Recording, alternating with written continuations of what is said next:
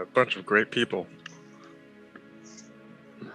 Let us begin.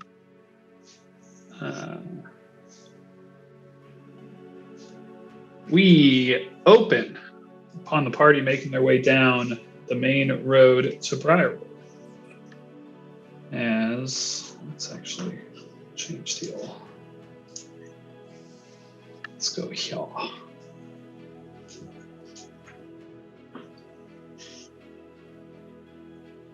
Let's go here. Okay. We open upon the party making their way down the main road to Briarwood. As the darkness of the evening sets in around them, the sun's setting within the last hour or two. As you close on Briarwood, your arrival marked for the morrow, you gaze upon yet another of these newly constructed gallows along the roadside. This one, however, not empty like the others. For a small group of humanoids can be seen with a tarp-covered wagon and a few ladders and makeshift scaffolds. The group appears to be lifting an unmoving body into the waiting hangman's loop of a rope. In the darkness, you can make out two more empty ropes hanging evenly spaced beside this one. As the larger figure kind of begins to move down the ladder, the others start moving back towards the wagon. You see them kind of fussing around a bit with something beyond your sight for a few moments. There seems to be some idle chatter about the group. And then the same kind of larger figure starts to again lift another unmoving humanoid, a form resembling a corpse, onto their shoulder and heading back up the ladder, starting to situate this next form kind of into the awaiting noose that is hanging upon this gallows. That is what you see as you kind of get into eyesight of this gallows as kind of night begins to fall around you. You are half a day from Briarwood. And that, my friends, is where we will start. Unless there is anything that anyone needs to go over from last session. But I figure it's fresh on most of our minds.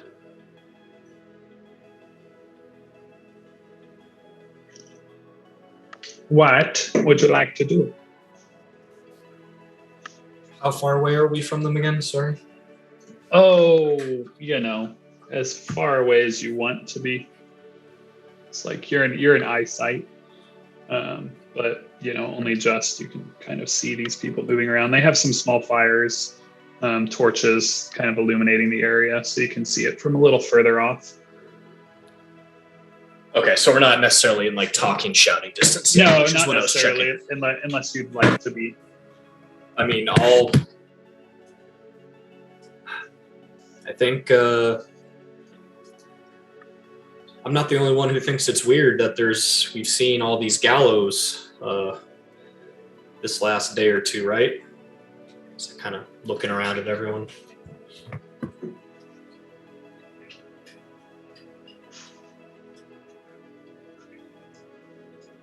Can I roll a history check to see if this is a fairly recent thing in terms of gallows along a highway, or is it more traditional of the Briarwood government to roll? hang Yeah, people? roll a history. Hang the dissenters. Yeah. Spending so much time at Fort Phoenix. You're not 100% sure. It doesn't. To you, it could go kind of either way. It's just this is something that you've seen before, but you're not really sure if it has any connection to the current governing bodies of Briarwood or anything like that. think moving forward, I'm just going to pose all of my roles as questions for the group to submit. Yeah, just roll the history check first, and then you can be like, oh, I was asking about this. Some of that white collar rolling. Yeah. Woof. Yeah, just pass those questions off to somebody else. Yeah.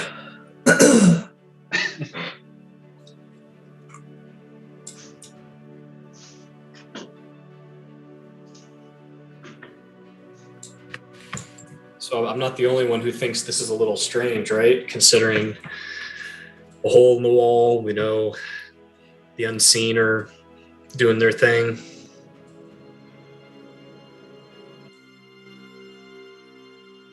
I don't know if it's strange or not.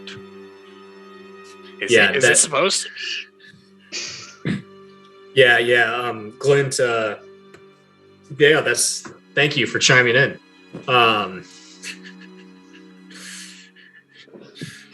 Xerxes or Arthur, any thoughts? Or Saru? Maybe someone who's been in Briarwood before? Arthur is unable to recall. Arthur's thinking really hard. He's got a headache. Glint is contagious. Do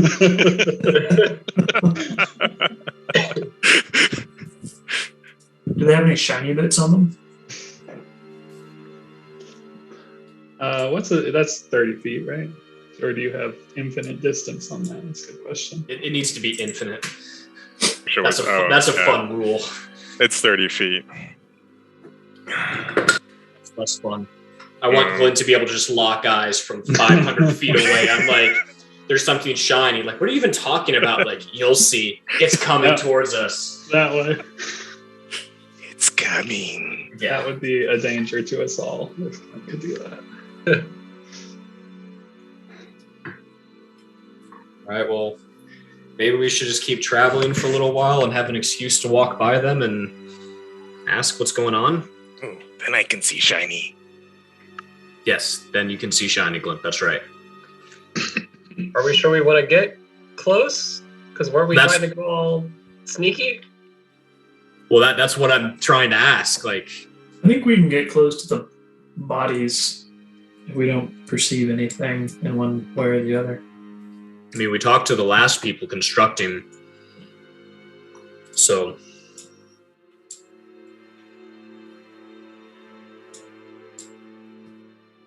We move closer. Oh. On your approach, you can see that they're kind of getting further along with the other two and kind of futzing about, getting them situated how they wish them to be. You can see kind of by the time you guys decide to move in and start making your way down the road, getting within closer eyesight. You can see they've hung 3 corpses up in the gallows. It is somewhat dark. You can see in the light. They seem like a couple of them are wearing like leathers. One of them seems to be like wearing like more armor than the others. Hard to get a super great look at them at this distance in the dark. And there are 3 humanoid men and 1 woman or female shape, just kind of like walking around in robes. She doesn't appear to be kind of doing much of the work. The 3 men seem to be now starting to tear down the scaffolds, and kind of starting to pack things back up in the wagon, as you guys are probably, within 60 feet, kind of as you're walking down the road. They have a single wagon pulled by a horse, and the wagon is kind of another flatbed wagon like the previous ones you saw the day before. But this one does have like a canvas like cover over the top, kind of like keeping presumably whatever they have in there under under the canvas. That is what you see for free. When we get within 30 feet, Clint will use his eye to see shiny magic stuff. Start peeping. Yeah. I, in disguise, will, I guess, look at, before I do this, just look like, do we want to avoid them, or should we try and get some info from them? I think some info's worthwhile. They seem like trustworthy lot. I mean, whomst amongst us, right?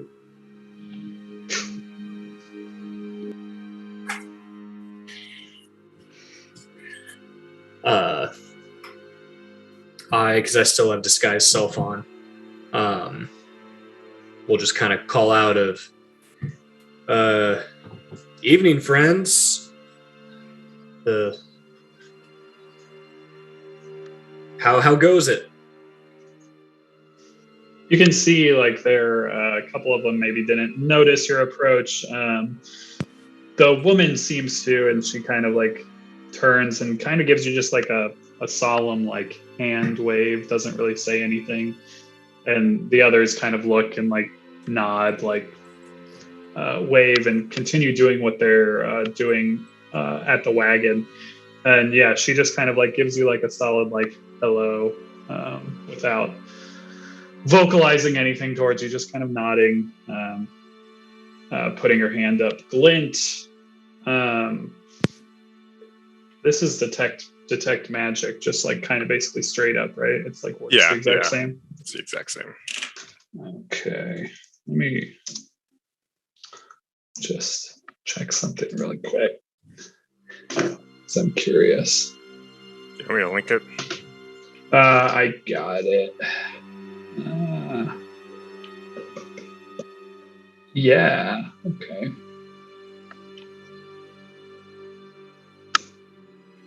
Cool. The woman who is in dark robes, there is a faint, like whitish pale glow coming from something she seems to be wearing around her neck.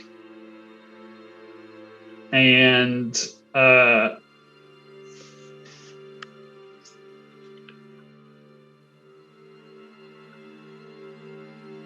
the wagon, or more likely what is in it, glows very brightly. This kind of greenish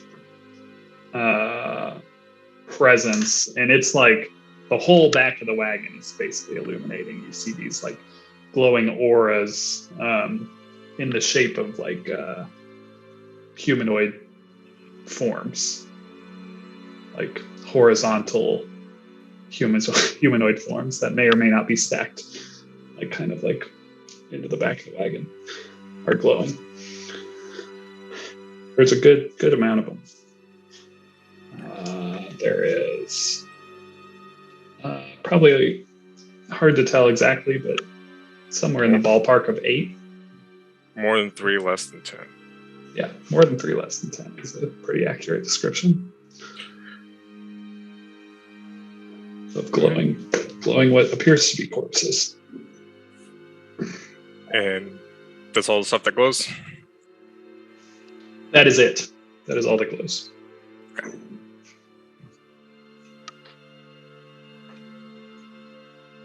Now that we're closer, can I make a perception check? Yes. What are you trying to get a look at? I guess just the people, like specifically you mentioned the woman wearing robes. We've seen a lot of people wearing robes in our travels, so maybe if it looks like that, or if there's any other symbols or identifying marks. Yeah, roll perception. 13. So her robes are they're decent. They're not they're somewhere in between like robes that are like expensive nobility and like peasants robes. Like they're somewhere in between. They're pretty plain. They are dark, like kind of like charcoal black, and there's something about the way she holds herself, what she's wearing. It is kind of priestess like. There's something about like the way she just stands, the way the robes like kind of look upon her. That's a vibe that you're getting, Stephen. The other three honestly look kind of a good deal like the guys you saw the previous day. They seem to be like hired workers, laborers.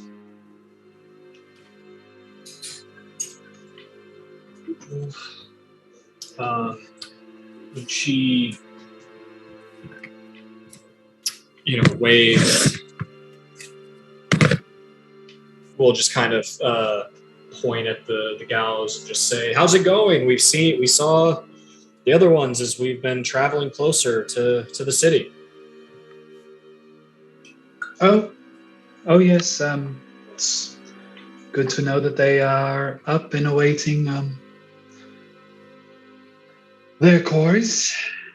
It goes as well as it can. Any news? We've been on the road for a few days now, and any update from the mothership? No news that I have. Briarwood's as it has been in these last few years.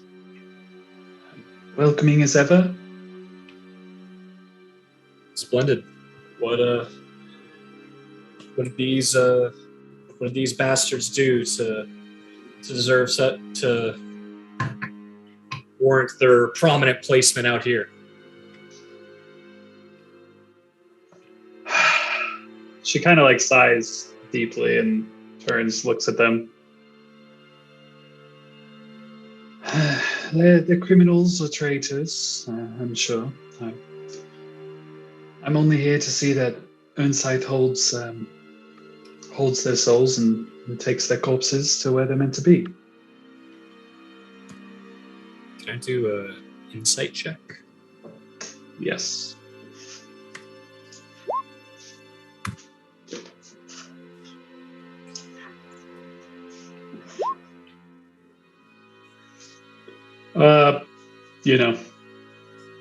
Fairly difficult to read one way or the other. Right.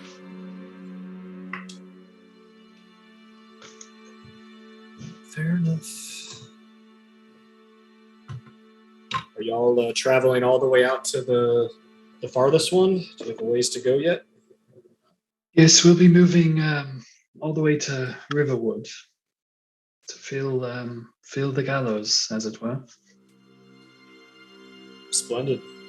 Well, best of luck. Thank you for all that you do. Just head back to the party and keep on walking, I guess. Safe travels. Die with dignity.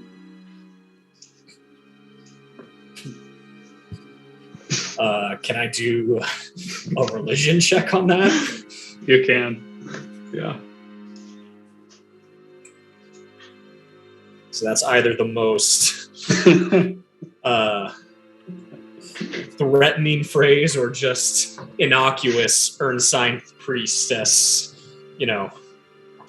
She's a follower of this, and that's the belief system.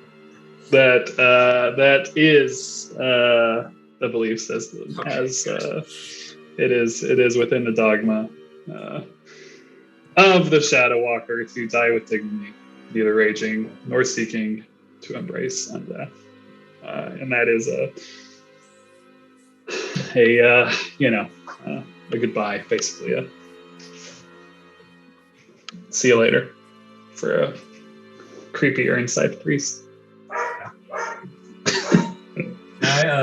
That could really rub some people the wrong way. Like, Yeah. fuck!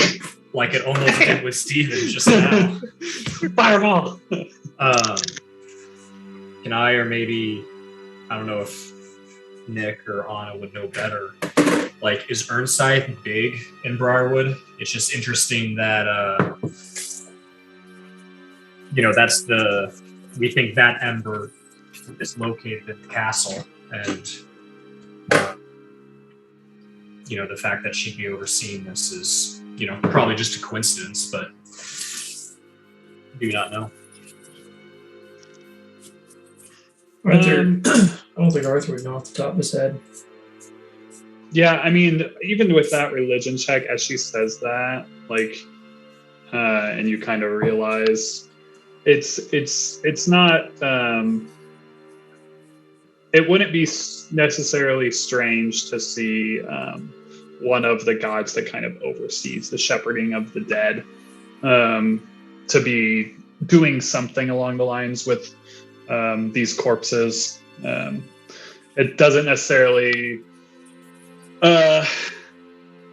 relate to maybe like the major populace, but if there's someone kind of overseeing like the hanging of these corpses, if there is going to be a priestly figure there, it wouldn't be strange for it to be a priestess of Earnside. Gotcha. It's kind of like the sisters in Game of Thrones. Yeah.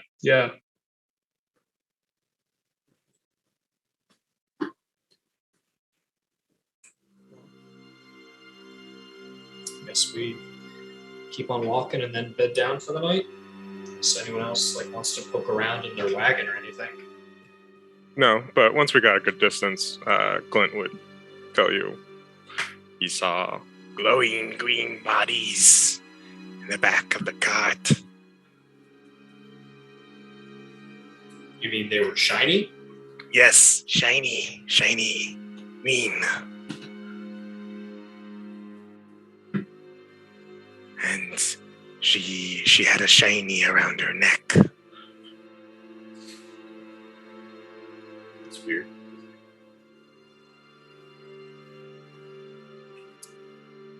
Can I do an Arcana check? Would I know of why dead bodies would be magical, Michael? Yeah, you can do an Arcana. Let's do on the die, just what you want. Nice.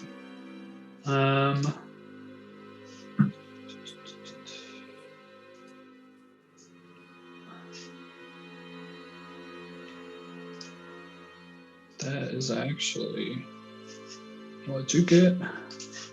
11. Yeah, not sure. Not sure. Yeah, and specifically the three bodies that were hanging were not glowing for glint, just the ones in the wagon. He would clarify that. Yeah.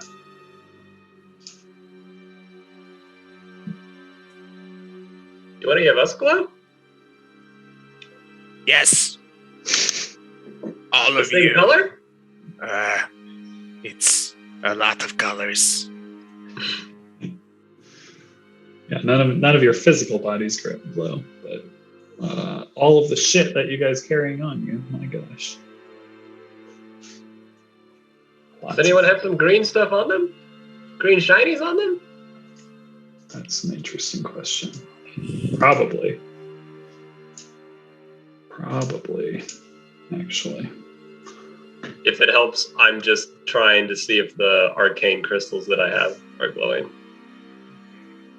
But you take that as far as you want. Are they glowing?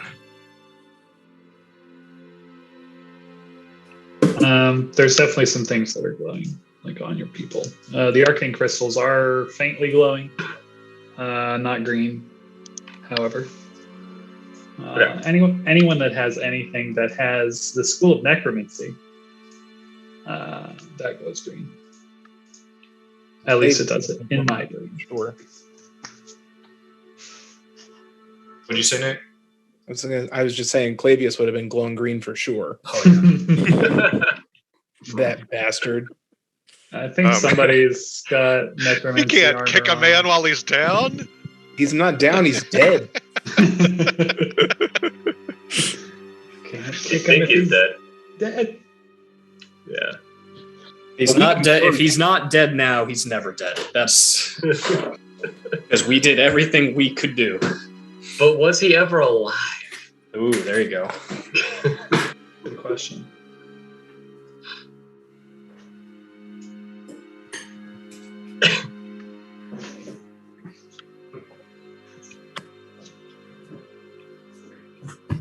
We want to circle back and investigate the weird glowing bodies, or just let it be and head into Briarwood.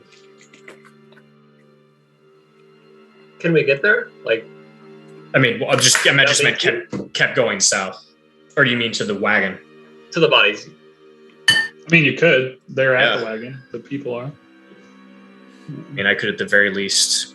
And it looks like they're kind of packing up, and within the next few minutes, probably will be kind of back on the road, headed north, as they said. But they're still there currently. At the very least, cast Arcane Eye to look, but that won't be able to like necessarily determine like what the magic part is. I don't know. Pretty low risk though.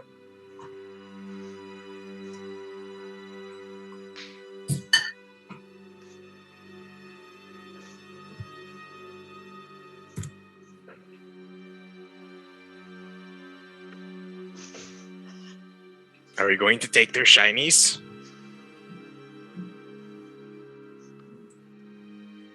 Do you want to pull the wagon?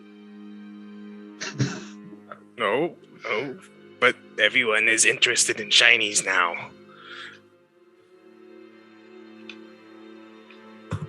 So are we going to go get the shinies?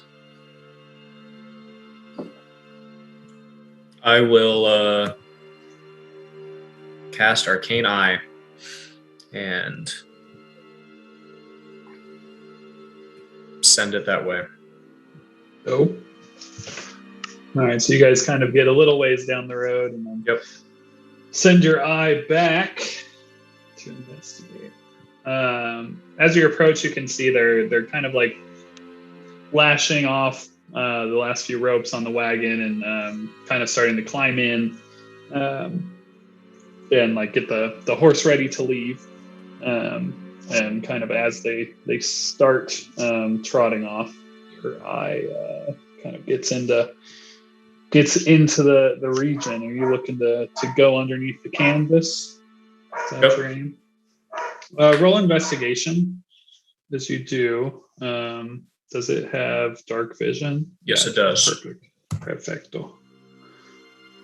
Because they have some firelight, but with dark vision, you'll be able to get a kind of good look under there as you move the eye beneath the canvas.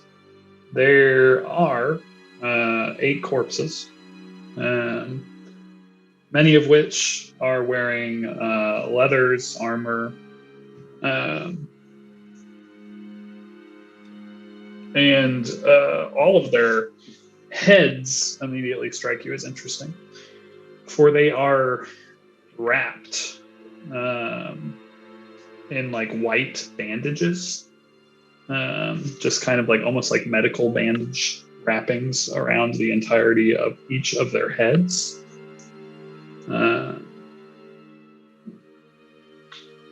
And they are all wearing some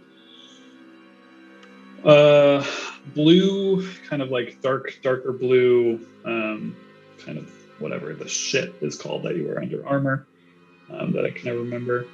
And many of them actually within the wagon have symbols of the Sons of Briarwood on their shit.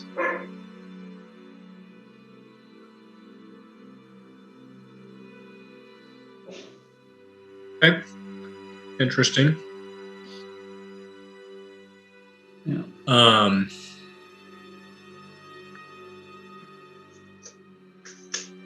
I can't see their faces at all, though. Completely, completely basically covered. mummified almost. Yeah, just their like from their heads. Some of them have like just the chin, like you can kind of see poking out, and some of them like the bandages stop like at their hairline, and then some of them just kind of like almost like fully like wrapped up, just like this kind of like thickish bandages. Interesting. Yeah. I will tell everyone in the group what I see. I don't even know what else to look for. I don't see any. Do I see anything else in the wagon? Let's just put it that way. Something that might be the source of turning all these guys magical. As far as the wagon goes, there's the ladders, the wooden scaffolds. There's like a heap of rope kind of piled in there, but nothing else of note back there. Just these corpses.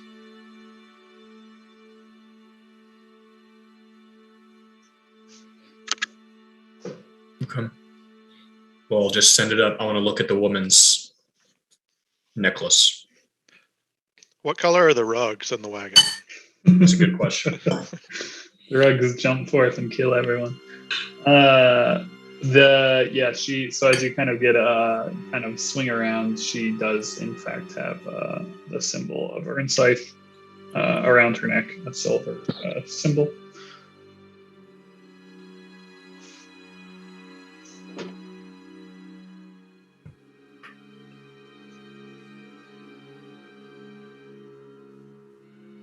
I'll whisper to everyone, is there anything else I should be looking for? These guys look like Briarwood soldiers, so that's definitely not good. I can't see any of their faces, though.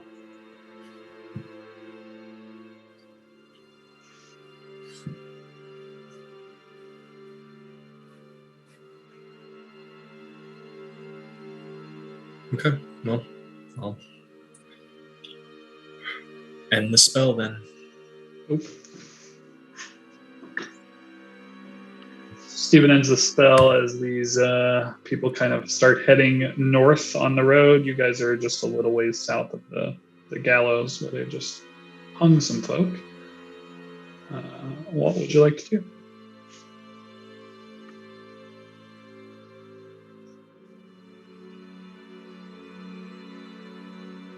Guess start to bed down for the night?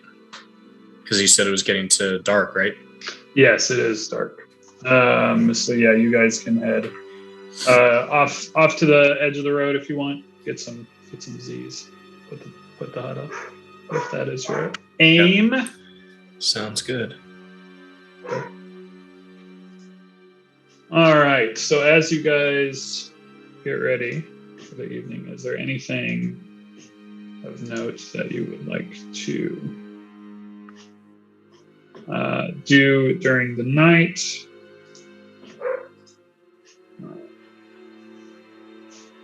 Let me know. Good. Sure, Anna's practicing with Sin's Law. So. Yeah. Yes, Anna is likely practicing with Sin's Law. Anyone want to do anything else?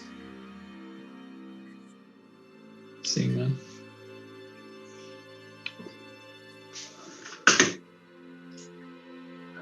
Okay. Beat.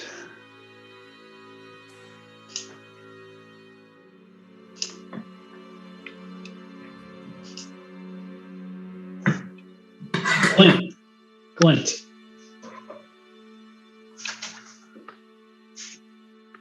Yes.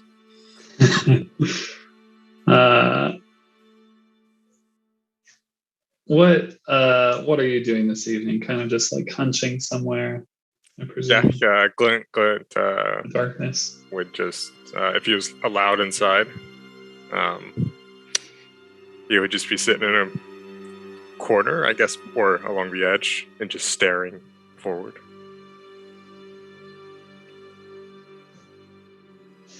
Glint, as the kind of long and boring night crawls by.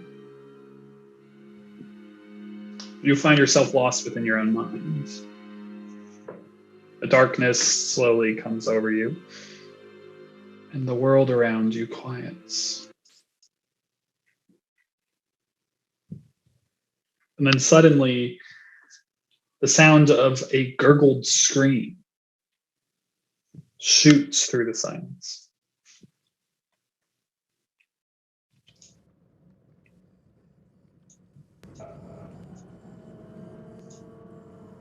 Followed by the sound of a woman's voice. You can hear the crackling of a fire in the background. Hello? Would you please put your book down? Pay attention whilst I'm talking to you. If only I'd kept my own promises when I saw off you intelligent types those years ago. You see a woman's tall boots standing beside you. Her knees at eye level as you glance over your book. She wears a neatly pressed white-collared shirt beneath brown leather apron tucked into her high-waisted dark pant. Her familiar clothing is fashionable while still being functional. You look up from a book in your lap, pausing your clean, manicured fingers atop the distinct arcane runes they were tracing as you lift your eyes to meet the woman's remarks. But before you reach her eyes, you stop. You want to apologize for losing yourself in your work, but the words are caught in your throat. What was her name again?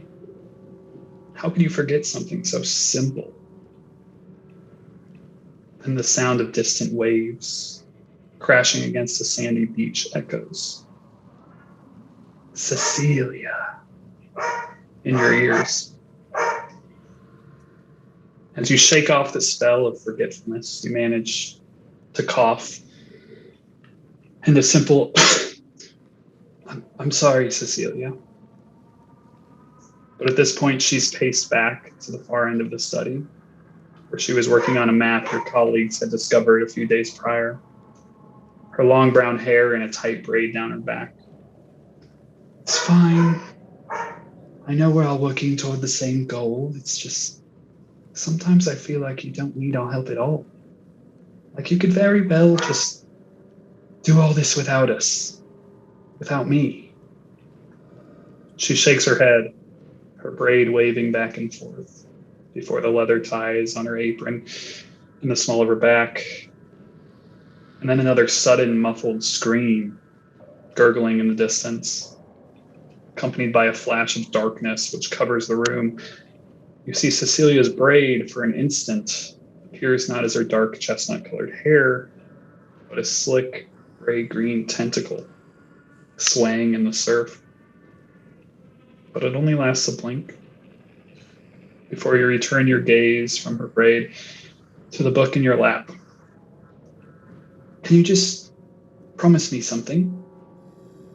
Once we find this thing, we can get away from here, away from the stress, start a new life, like we talked about before.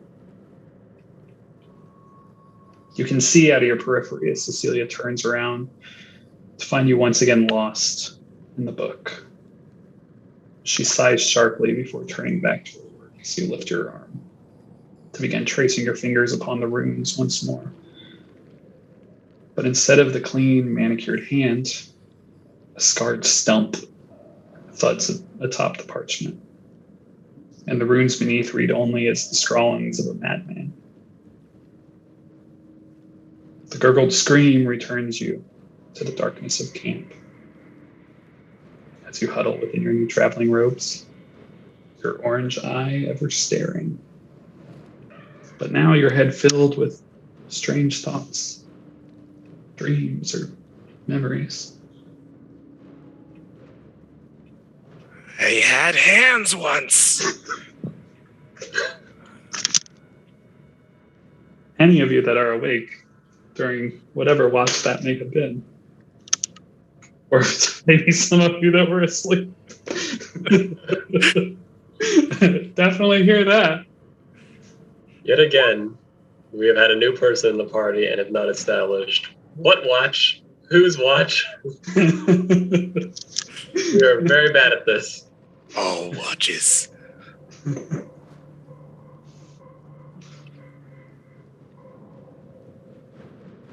He just stares at his stumps for like the next until the bubble disappears.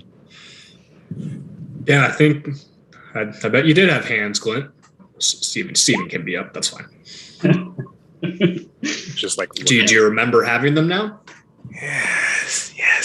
Yeah. I used them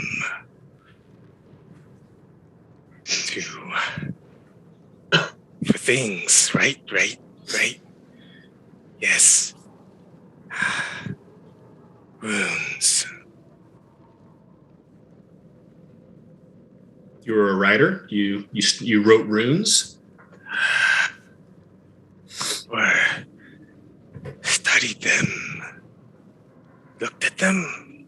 Books of them.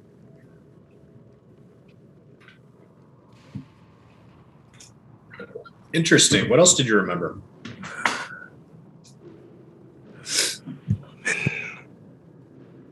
She was there.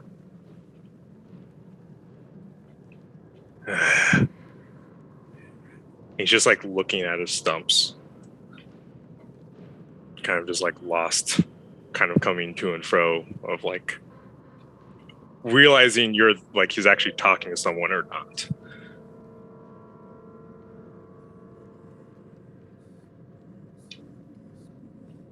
And water.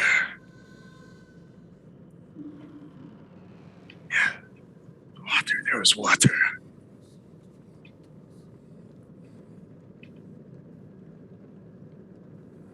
Were you underwater? Maybe. Sound. A sound of choking water. Like drowning.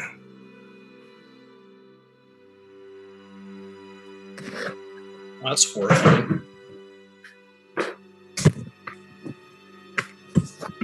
I'd try to block that out too if that happened to me. Yeah.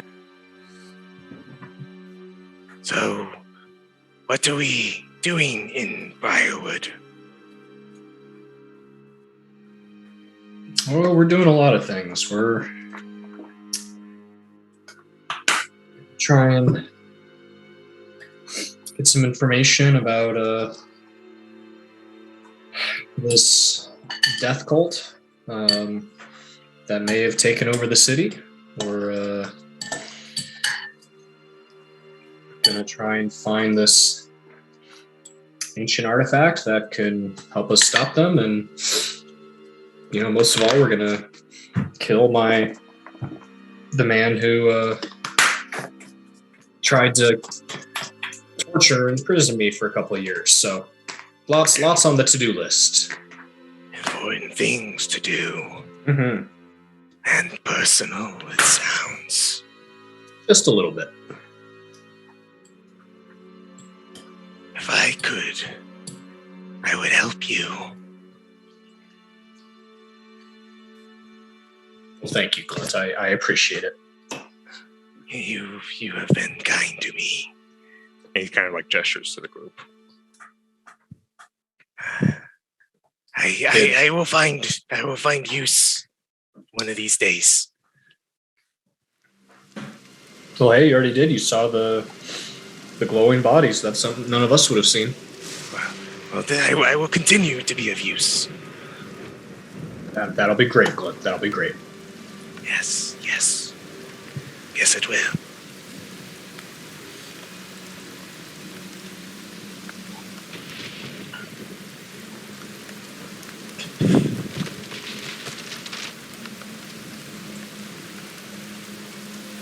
As the rain begins to fall and dawn comes, let us take our nailed it 8 o'clock break. Nice. Did it. And everyone just woke up. It is a warm fall day. There are strong winds and a heavy rain begins to fall. I realized I never gave you descriptions of the corpses that were hanging. Just said that they were in, also in kind of the leathers and armor. It was dark, but you would have noted the corpses did not have bandages around their face, as the ones in the wagon did after Stephen Artine died, and looked in there. And you're not too far away from the corpses now, so maybe you went to look at them in the morning light. Someone went over there to take a look because it was dark. So they do not have the bandages wrapped around their heads. They are also in what seems to be the colors of the Sons of Briarwood, though none of those three specifically have any specifically like Briarwood badge or anything like Stephen saw a couple of them had in the wagon. They are three individuals, all male, wearing armor. They're all of elven descent, it seems, and they all actually, as you look at them in the daylight, even though it is raining, have interesting marks upon their forehead, scars in the middle of their foreheads. And depending on who went over and kind of got a better look at them, probably familiar scars. Let's just say once we all went, someone saw the scars and wait, we've seen those, and we all went back and looked. Yeah, so familiar scars in the middle of their foreheads. Chaos Legion? Yeah. Okay. That's interesting. That is what you see in the daylight. But dressed in Briarwood stuff. Yeah, armor and the colors that one would associate with the Sons of Briarwood. Okay.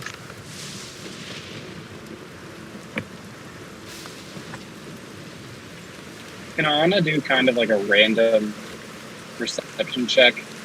And she just wants to she wants to see how dead they are, and she wants to see if they kind of have the same thin but really strong body tone of a Blade Singer. So we've already seen some weird stuff going on with the Blade Singer.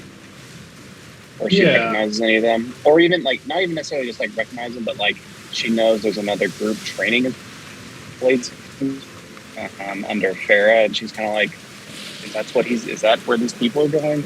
And try to infiltrate or something. I think she could recognize them by or have a guess to be they kind of have the same muscle definition and tone, thin, but really the gymnast figure.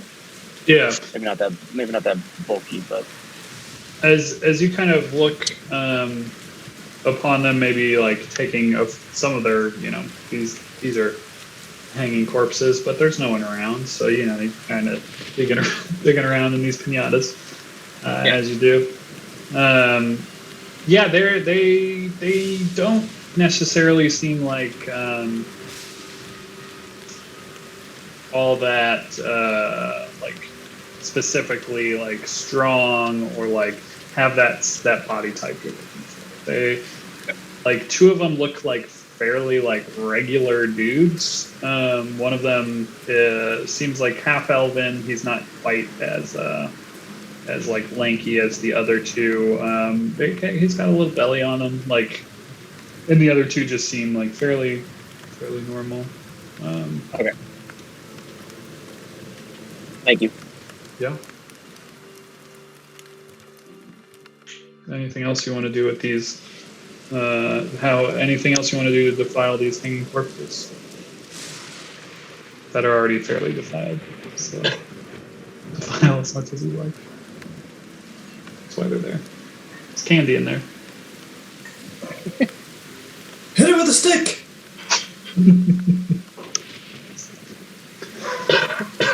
Die with dignity. Alright, let's... Onward? Onward, keep on Southward? getting on, I guess. Yeah. All right. To the south you go. And the closer you get to the city, the more you hear the barking of dogs. Oh, wait. It's just me. Oh, my goodness, I must have not.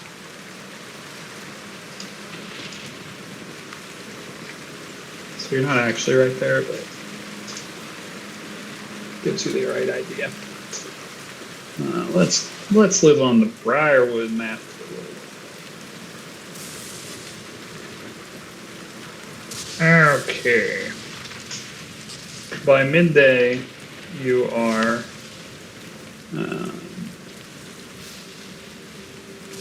within kind of the outer regions of Briarwood. Everything kind of outside the scope of the city, but you can see the city at this point very clearly. You will be there within the hour. Kind of start moving through the outer village. And there are more people on the road.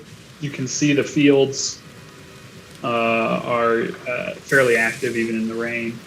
The rain is kind of like starting to die down a bit. It's not as stormy, but the roads are kind of muddy as you approach the outskirts of Briarwood.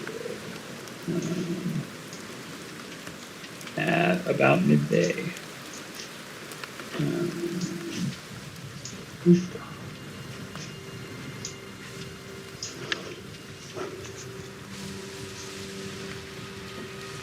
What would you like to do? How would you like to approach? From where? You just trying to go straight into the city? You trying to stop into some taverns? You trying to make your way around the city to get to the Dead Bards or other or XYZ? You guys trying to do? There were a lot of things talking about. Figure out what you guys want to do.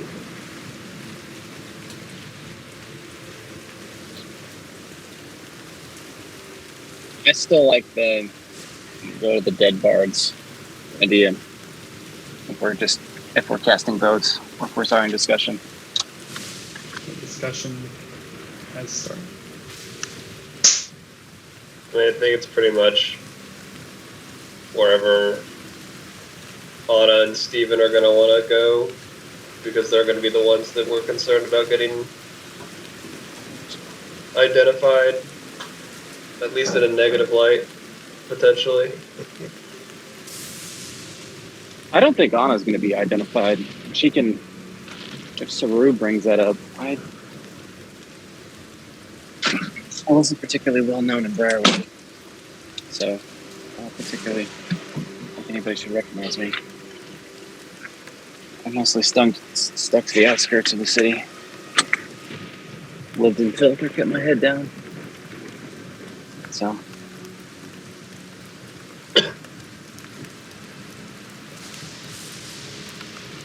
If I wasn't driving in a car, I could pull up the map and tell you what part of the city that was exactly.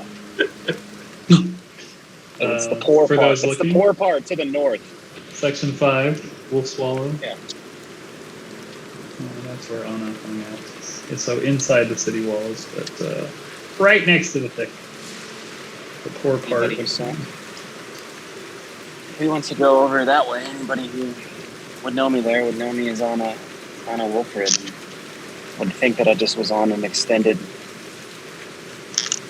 They either would, I don't know, think I was on a bender. Or maybe if there's a few people who knew what I did, they would think I was just on a particularly long hunt. So, but.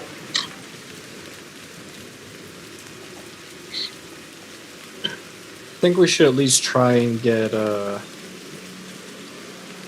close to the keep.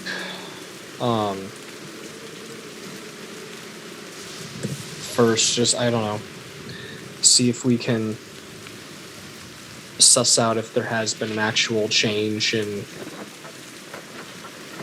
leadership. I guess I just don't get the point of going to the Dead Bard's Inn.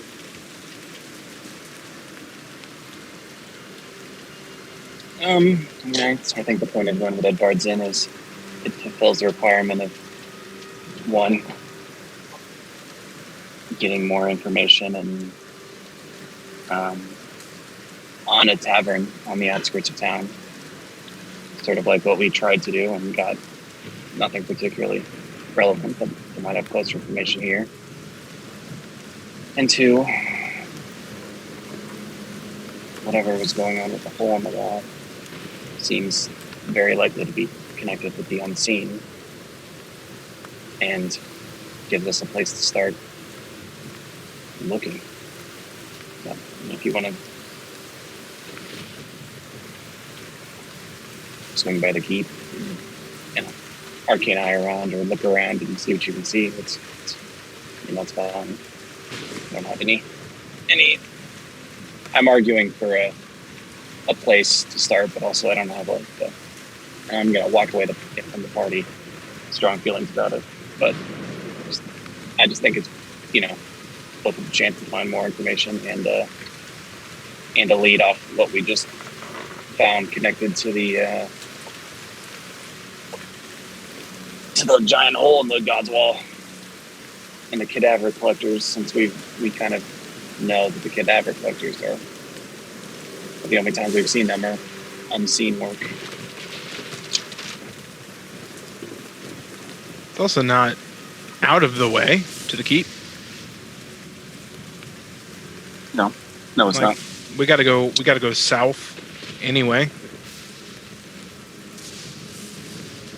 Yeah. Is it an actual inn? Like, are there rooms to stay? I think so. Yeah, I don't recall exactly who knew of the Dead Bard's Inn, but someone did. I think it was me, actually.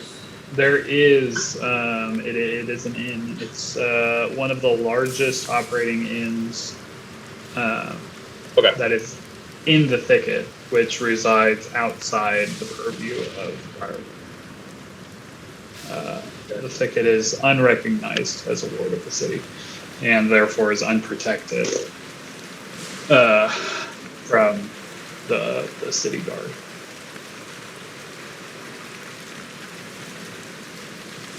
And the thicket is kind of an ever-growing area of populace because of that.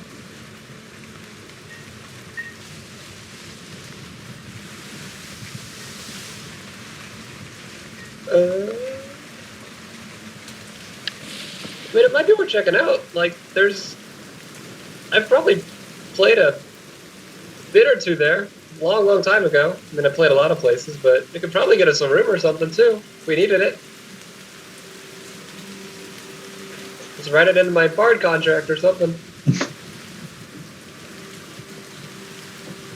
But like Xerxes said, if it's on the way.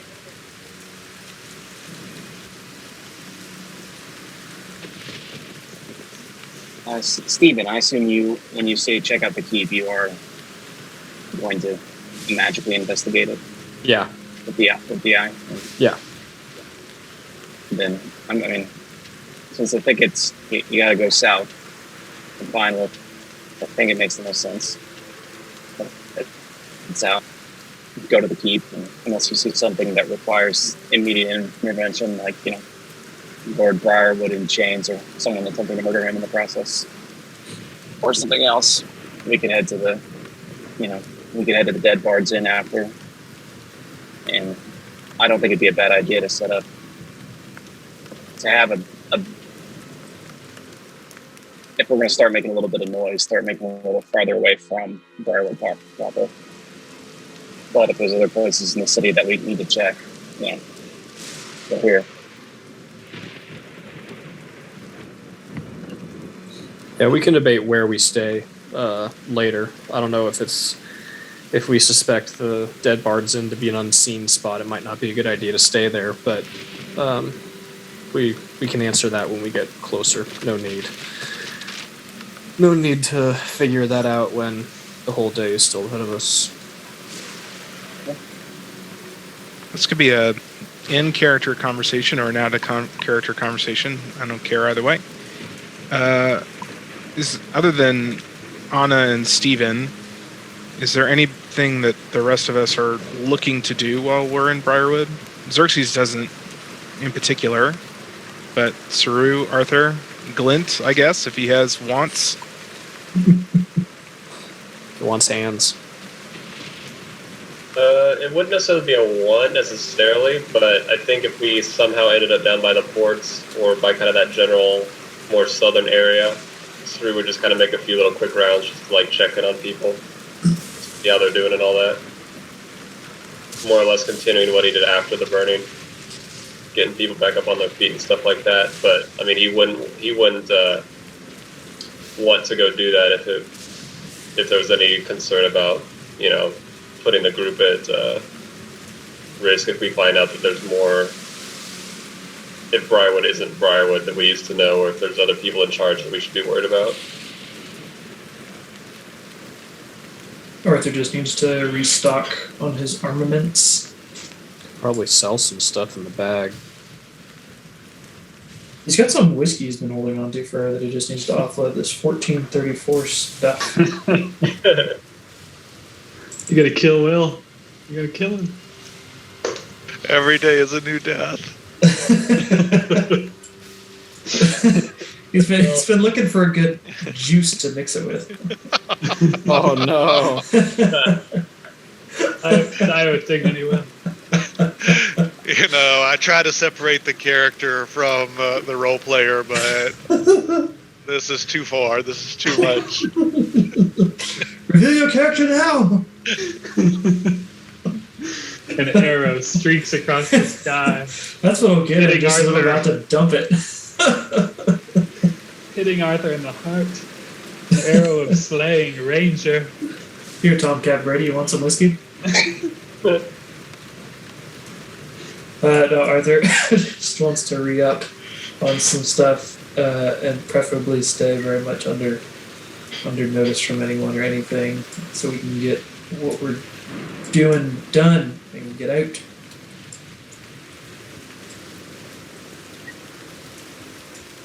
Croft? You're on mute or something? Am I? I am. Glint will do something. I don't know what. There. Fantastic. Yeah. Not It even will- Croft knows what. Croft will discover what Glint does along with the rest of us. Exactly. And then anything we need to know other than the obvious with Steven and potentially Anna, you know, dangers, spots to avoid. I don't know how much like history everybody had in the city, but I imagine we've probably at least all been here before. Well, we have been since we set out from here, but I mean more than just like the beginning of the campaign. I have some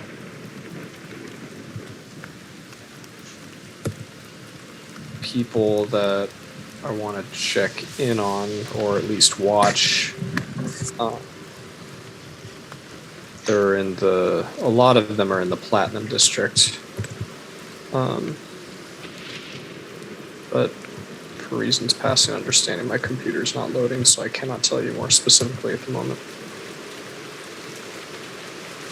But none that are other than, you know, at the moment, Briarwood Keep and Captain Marcus's house and the Platinum District. None that are like absolute no-fly zones. Just the general rule of caution.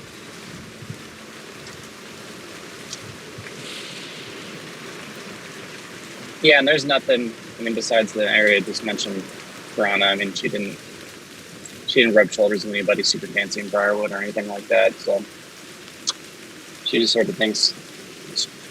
I mean, obviously, the sort of mysteries of what was going on and the unseen, and trying to figure that out and their potential. You know, I think she's particularly interested in the unseen, or has become more interested in them as they're. When sort of Isabel revealed that Sorrow might have been under their influence in Greyforge. So that's one of the reasons why she kind of wants to. She seems eager to kick that hornet's nest if they can figure it out to see what it uncovers up about Grey Forge. But the primary responsibility is to figure out if we can get into the keep and see if we can figure out where the ember is. So,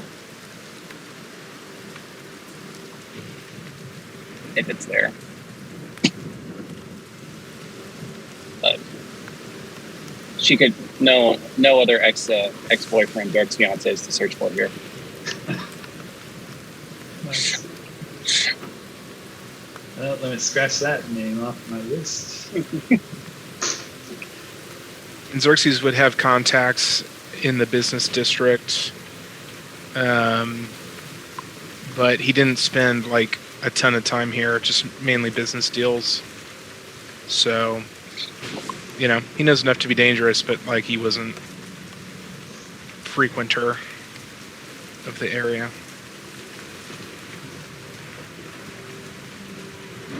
I would say now that, and I would probably want to have this as an in-person discussion, but now that Anna's trying to cosplay as a lawful good character, she would feel some obligation if Lord Briarwood's still safe and in charge and stuff like that to like actually complete the mission. They're back; they could do it, but they're way too early in the game. Or in the coming back to Briarwood to have any confidence that he's in charge. So. But that is still out there as well.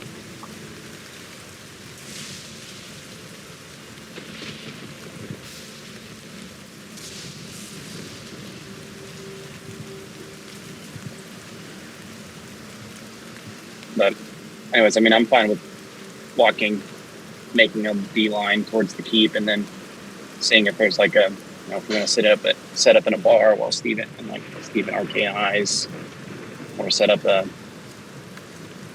hut in the alley or something. Whatever is the best way. Just get Paul Stevenson. Get a room at an inn, open a window, and yeah, that way you can just let it out. Yeah, that sounds good to me.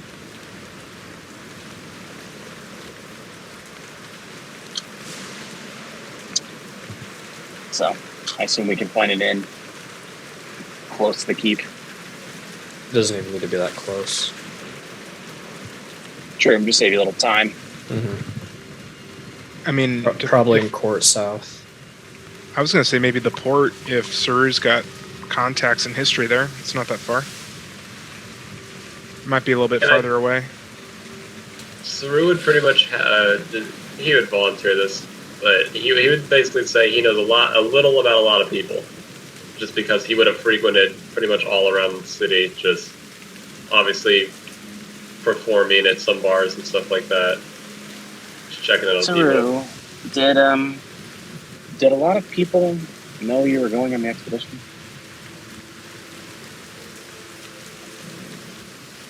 Ha!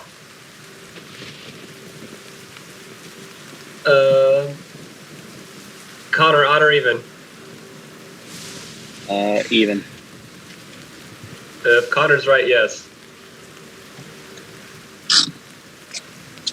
Yeah, I probably told several people, and they probably told others. It was an exciting thing. We were getting to go outside the wall.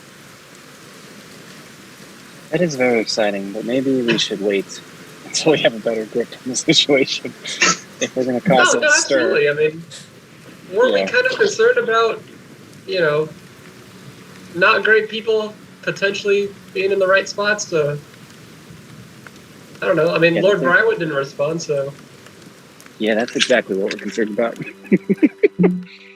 So we'll avoid the port then. Yeah, pretty much, Saru will give you the impression that, people are going to recognize him, most likely. If there are people that are still there from whatever, 6 months ago, however long, yeah. Not only is he the cat person, but, people would know who he was.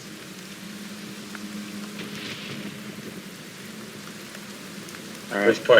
We'll avoid the port then. Adds into the many ways Michael can just attack us from every angle.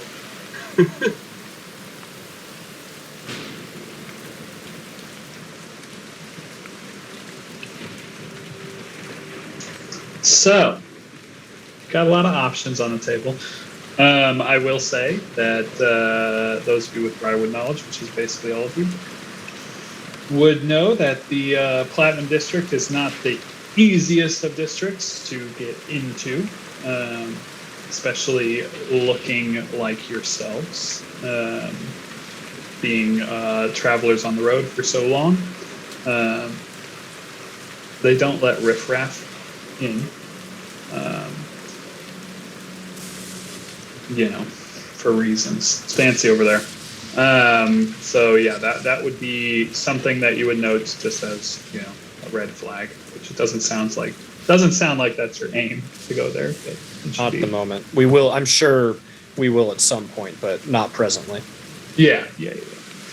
But the rest of the city is rather easy to move through as it was in the condition that you left it, the condition that you remember it.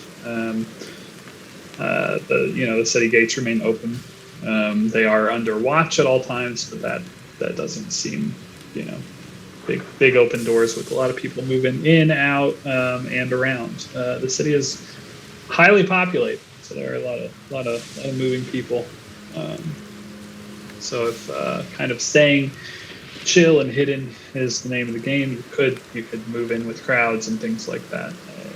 You wouldn't feel too under the eye. Obviously, you haven't been around crowds in a while. It's like you've had 2 years of pandemic hiking. Now you're returning to a very big city. Probably feels weird. But there are plenty of places you can go, plenty of places a lot of you know. As Saru stated, he played at a lot of places when he was here after the beginning. So there are inroads to taverns. He did stay further south, but you have a lot of options. The question is, where do you want to go? As you are moving through kind of the outer village at this point of the city. It's starting to get more populated. There are more buildings. There are more people. The campaign slowly shifts to the city environment as I find some type of city sounds that I probably have. Boom. Nailed it. Where would you like to go? Where are you headed? Let's head to Court South. You Can find a spot there to use the eye, and it's pretty close to the Dead Bard's Inn as well. Yeah, not a far travel at all.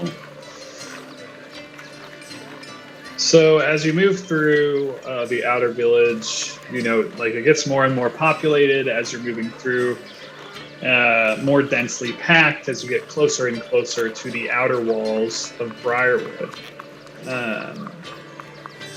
There are kind of small taverns, inns along the way, and just a lot of housing. There are people out here kind of trying to hawk their goods, though these are people that couldn't get permits to be inside and selling in Court South, or just people trying to exchange wares. And then there are just a lot of people moving in from either the farmlands or further off in some of the outside villages, kind of heading into the city, whatever it may be. I mean, this is a big change. Yeah, you got they coming in real hot.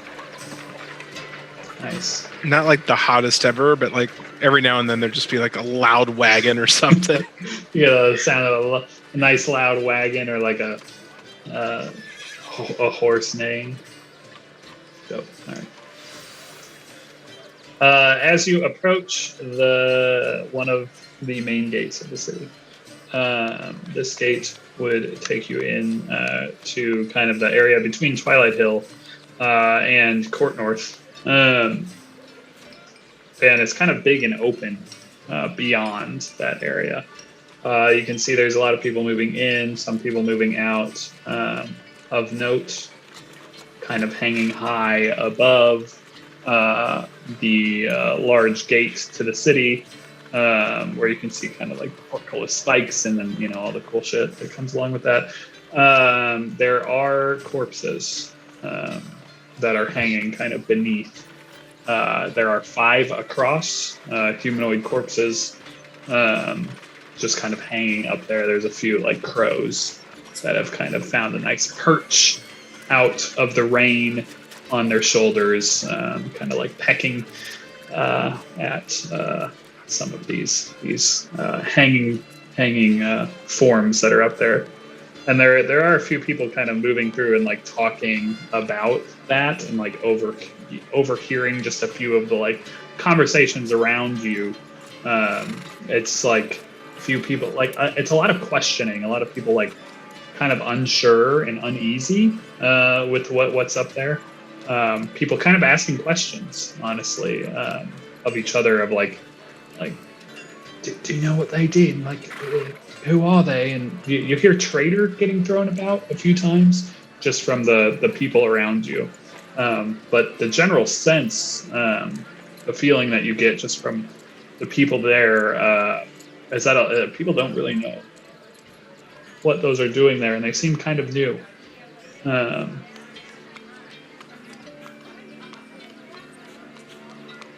Interesting. Are there guards at this entrance? Yeah, make a perception check.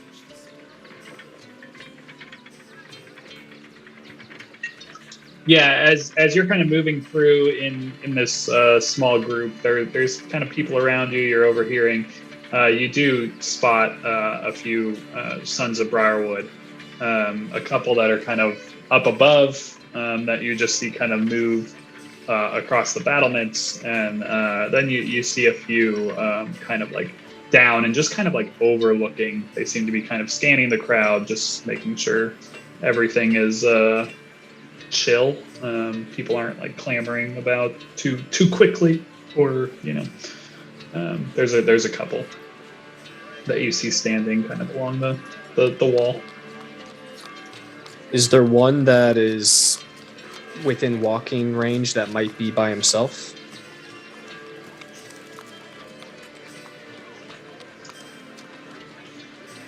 No. There's one within walking range, but it's a group of 3. They're just kind of standing there. It seems like they're walked over and are talking to one another as they're kind of scanning the crowd.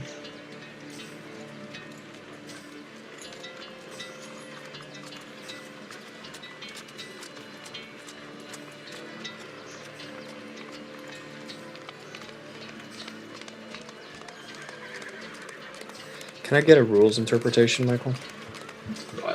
That's why I'm in the chair. What is the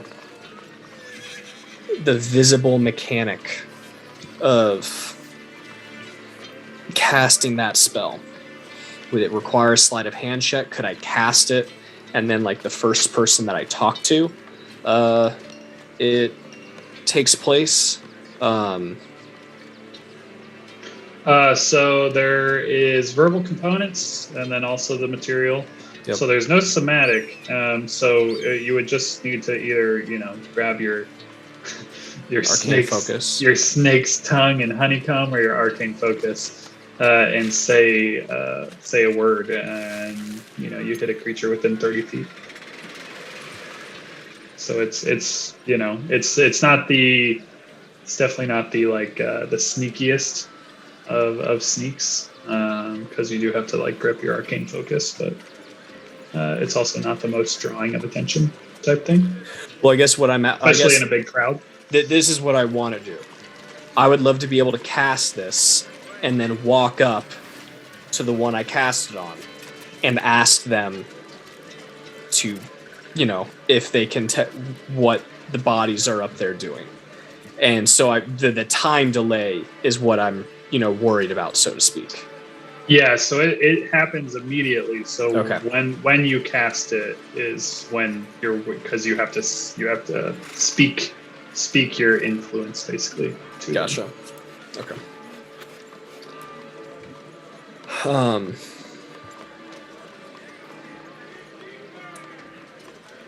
Hey Anna, do you want to go see if those guards will tell us what's going on with all the corpses?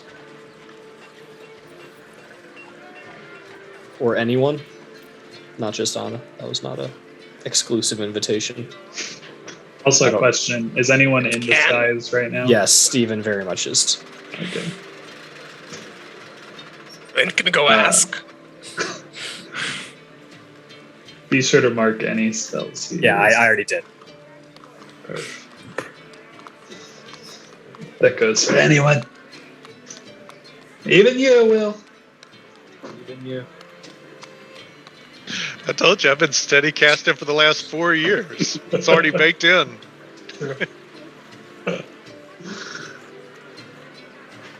Yeah, that's fine.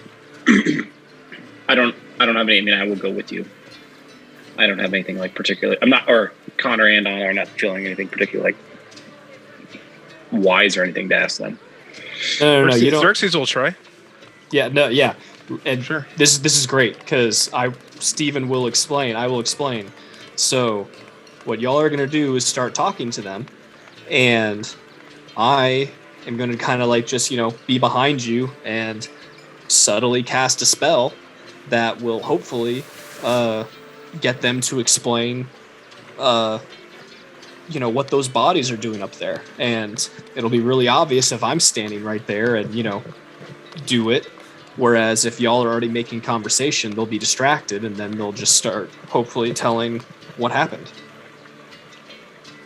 All right, let's do it. Anna's gonna say, give me just 1 second. And she's gonna, if I can get my character sheet to work, she's gonna pull out a vial.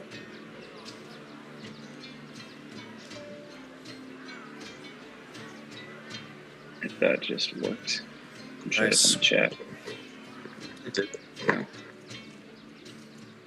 gonna pull out a red vial, and it'll just kind of like smooth out the lines on her face and just make her look younger. Nope. So kind of like she just like freshened up and put on perfume.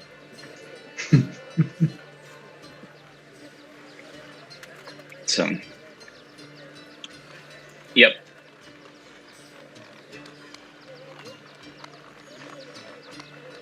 Okay.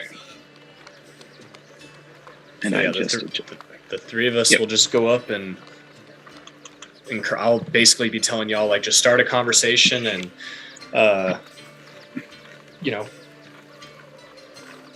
make idle chit chat for a second and let me try my spell and let's see if they'll tell us what's going on. okay. I can walk up and just be like, gentlemen. Oi! Hi there. She'll flash him a smile you probably nobody knew Anna was capable of flashing, and then it'll disappear just as quickly. And she'll say, "Those seem to be new, and I have to admit they have me a little bit nervous and on edge.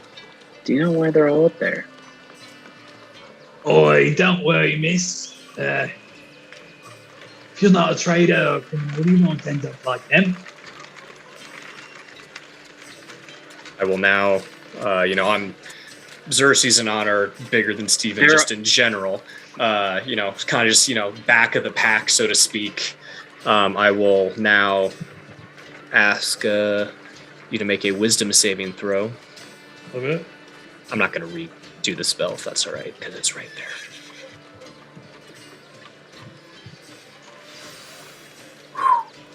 That was close. Still fails, though. Still fails. Plus 0.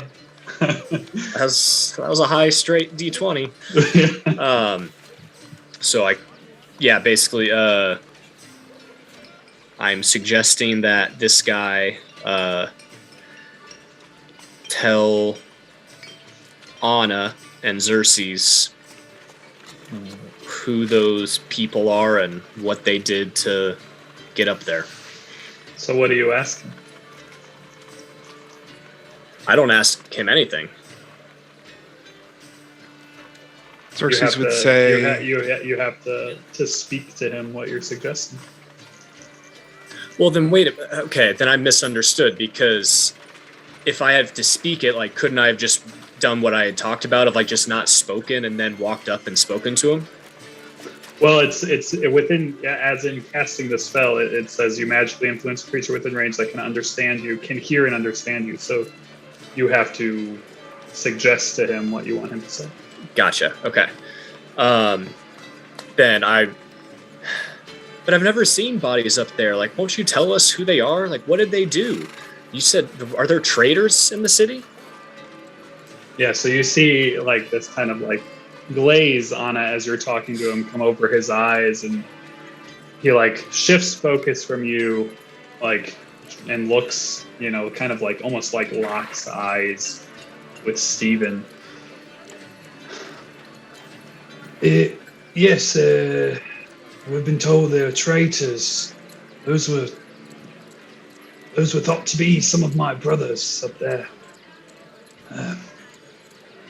They've gone back on their word. And they seek to break us up, to harm us in some way. But as I told your friend here, there's nothing to worry about. If you're not a criminal or a traitor, then you won't end up there. Okay. And I think if I'm understanding the spell, he's gonna flip back to normal, right? Because he did exactly what I asked. Yeah. His eyes kind of blur, but he's still kind of just seeming like he's in conversation with you. And the other two kind of like look at him a little funny, but like they're just kind of standing behind him. Okay. Then I'll like. Sorry, go ahead. Anna will like lightly touch his like arm and shoulder or something like that, and be like, "Thank you for keeping us safe. Are you a long-term member of the guard, or are you relatively new to the ranks?" I've been here for a few months now. I feel pretty good about my standing. Are those they new guys trying to infiltrate in, or some just long-term bad apples? Did you know them? Kind of like looks up and he's like, to be honest, I haven't really got a good look at who they were. My next shift is up top, so I'll see if I knew them or not. All right. Thank you. Thank you, sons, for keeping us safe. You see him kind of turn around and start kind of like talking to his boys a little bit about the fine elf that just kind of hit on him. He really hypes up the story, Yeah. So she was all over me. Yeah. So when we're kind of like back in our group, Anna will say like, "I wonder, the guards were in Riverwood. They'd been sent away. Seemed like they were longtime members being sent away on a vacation.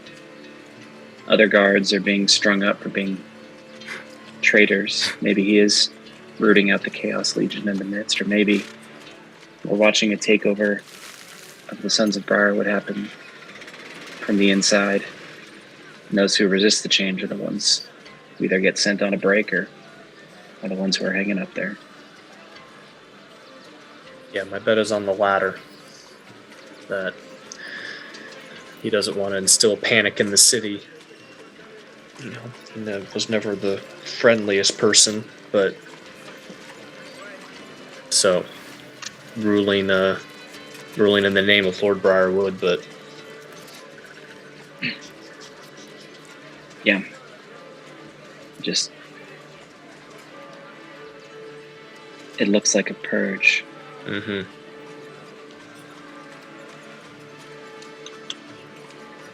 But All right, just keep going. keep going. Marching through the streets, you see a lot of the same. There is just people, so many people milling about. You're headed to Court South. Yep. You're looking for anything in particular, or are you just headed to the market? Where are you going? Is there a good tavern somewhere with a room that we can rent? There are plenty of Does taverns. Saru have a favorite? Yeah, what's Saru's favorite? Yes, Rue, what's your favorite tavern? Put him on the spot. Is it noted Chain, the lusty Maranthian maid? Yeah. It's probably down the street. It's probably like the blind rat. Hey. I like that. What's going Oh, on? my made up name was going to be the Duck's Tail. Blind rat was fast. I couldn't Google something that quickly. What, you don't have D&D name generator just up as a tab? Oh, I do. Let's see where blind rat resides. Luckily, it's right on the way. Put it right How there. convenient. How convenient. I hope you didn't have to move other buildings around, Michael, from what you've planned to make room for that inn. I may have just changed the name of an inn that I had planned, because that one's better. Blind Rat. Beautiful. It's on the way. It took you about 20 minutes to get there from your encounter at the gate. Walking in to the Blind Rat. You find this is kind of a smaller inn. Wooden, large, kind of like single story building, so it's not one of the double. But it does the Court South is generally pretty nice. There are a lot of merchants around on the outside of it. And as you get further, like down that main road to this kind of open area on the map here, that's kind of more where like the big outer like merchant like tents and all the little hovels and all that shit are set up. But like these are where there's a lot more like established buildings where these people kind of live all the time. A lot of them are, merchants on the bottom, rooms up above, things of that nature. But this is just kind of this big single-story wooden room out front, kind of like these nicely trimmed hedges. And as you kind of enter, it's pretty tightly packed with tables and chairs and all the peeps. It's pretty full. It seems like they're doing lunch, kind of a lunch rush. If we had that here. People are eating, drinking, all the usual. Blind Rat is hopping. Does it look like the rooms have windows? The rooms, you think some of them do, just from like as you're walking by. It's kind of a big single story. But yeah, some of the rooms in the front seem to have kind of windows that are shuttered, that can be opened and things like that. Maybe you're not 100% sure about the rooms in the back. At least the front.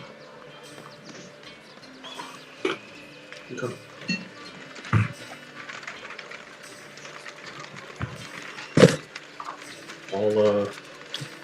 We'll go in and see if they've got a room available. Lovely. With a window, please. Is there anyone outside that I would recognize? Does not matter either way. No, there is no one outside immediately as you kind of scan the area that you recognize. Walking into the place, you note that you get a few looks, Saru, but you don't seem to find anyone that you immediately recognize. As Stephen kind of walks up to the barkeep, who is a dragonborn gentleman, and asks for a room with a view, you are pretty quick to get a room. It will be, how long are you looking to stay, and how big? Just for the night. Beautiful. It's some like very small amount of room, so that I don't have the Negligible is what I just heard. yeah, literally negligible for one night in this place. It's probably like less than a gold piece, to be honest. Nice. And that probably comes with lunch. Excellent. But yeah, you're able to get a small single room with a window. Well, do y'all want to wait? Do y'all have other stuff you want to do while I do this? What do we think? I'll probably just go down to the bar and see if any interesting conversation, but I think splitting the party to like go wander to the blind rat or something like that's a bad idea until we know more information. And if there's potential unseen there, splitting the party and getting myself carried in the process also seems like a bad idea. I like that. That's So- a verb.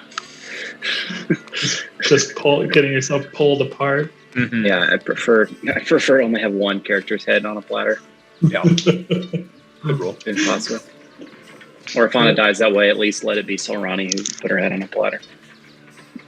So, anyways, but Anna will go down to the bar. I mean, I assume somebody would want to stay up there, and I mean, she would insist that Glint stay in the room, and then Yeah. insist Sure. that somebody else stay with Stephen and Glint. If Well, any there's any this volunteers. fluffy thing with 4 wooden feet. Is this a bed? Someone sleeps in this? I don't understand. Beautiful. So Anna Or will head downstairs. If Sarah wants to stay. Sarah can stay with her metal arm, Yeah. and Glint and Steven. Is there a band playing? Or What any does there is not. what does There what is does not. Sarah think now that she's finally in Briarwood? There is Yeah, no so- band playing. A band of one. There isn't, no band playing. Well, no, it's a cat playing. Currently. We know where he is. Uh, Distraction set. Go. Do your thing. Saru begins inquiring about getting on the stage. I love it. Sarah is definitely.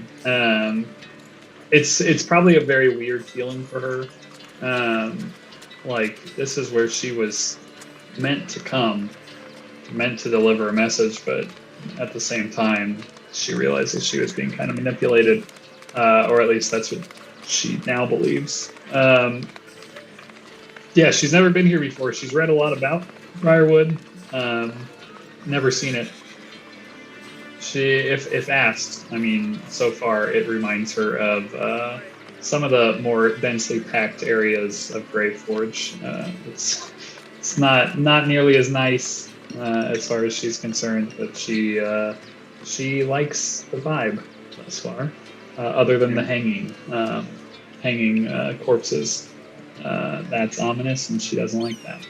Though she has definitely seen like heads on pikes before, so it's not anything new. It looks like a purge. Not saying we've ever seen one before. Yeah, I mean, Please. it's familiar to these royal elves. They've seen things like this before in some way, shape, or form. But it's not something necessarily that she bats an eye over, but it is not super welcoming. Anna, as you head down, you kind of like move through the bar, finding a drink, which I love at this high of a level, we don't even just have to worry about the costs that comes with purchasing beverages, meals. Anna throws him a bag of 75 platinum. Yeah. What's the cost of real estate in Briarwood? Do we need to diversify some of our holdings while we're here? I'm sure you could pretty easily start sweeping up buildings if that's what you're after. He wouldn't let us do that. He would insist we bury all of our money in the backyard and not put it in those with those rat fuck bankers. Yeah, it's much better if you just bury it, because then you have direct access. And just sleep on it. Stuff it in instead. But yeah, you see like the room is open for the most part. Roll an investigation check just as you're kind of like moving through the room, trying to maybe pick up any words that are interesting or sights. As you're kind of walking through, you've got an ale, whether it's for actual drinking or appearances, that's for you to say, but something that catches your eye that maybe you didn't see as you were walking in, kind of just focus on the mission at hand, getting the room.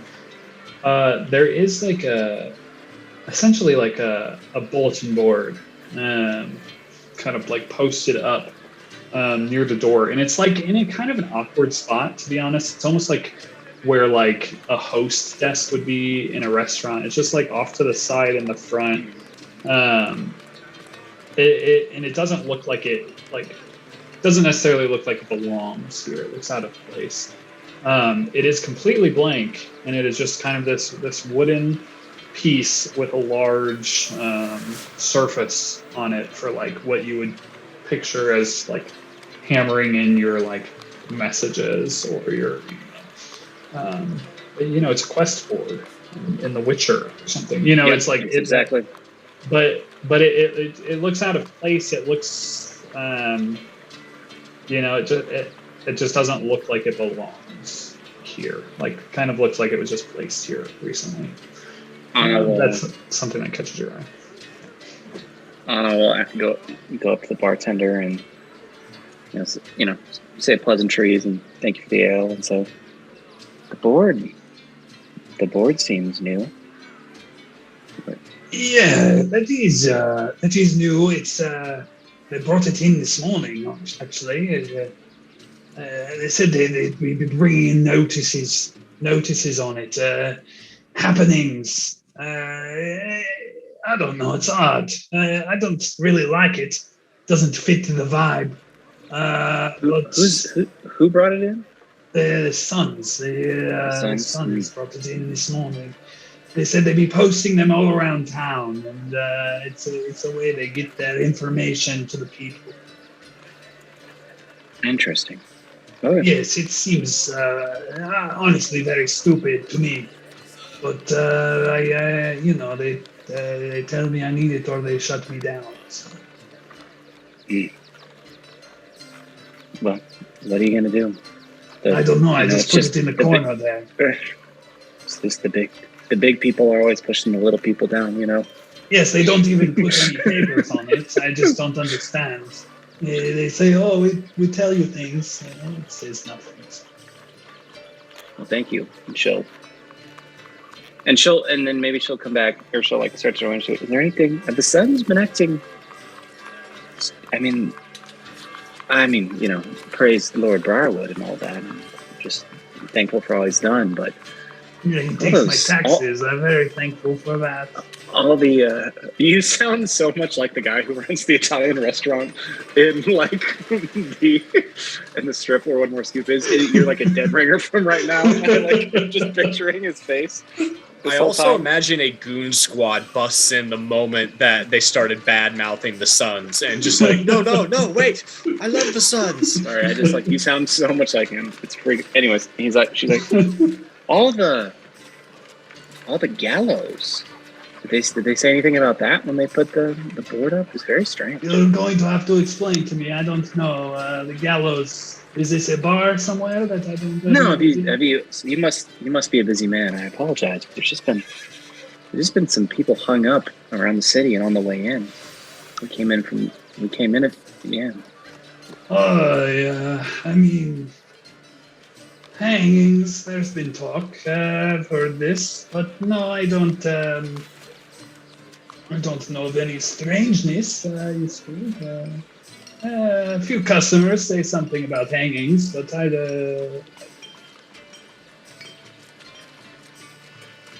will nod and say them. Just we'll keep an eye out on the sons. Or we'll just do what they say and try to keep our noses clean. Yes, always with the noses very clean.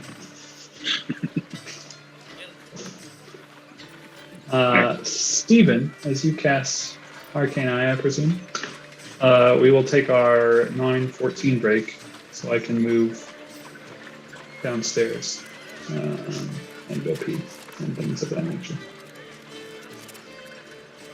So if I disappear off the thing, I'll be right back. Okay. I'm just excited for combats because then I can stand at my standing desk during combats. Like I used to stand at a table, you know? And like really get into it. That's the exciting part. But who knows if there's ever going to be a combat. We'll see.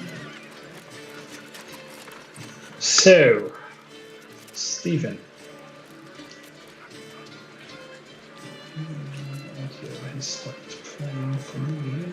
I'm just going to play it again, see if it restarts itself. Arcane Eye. Yep. Tell me about what you're trying to do. I am gonna send it up to the Keep of Briarwood, or whatever we call it. Yeah. Briarwood Keep.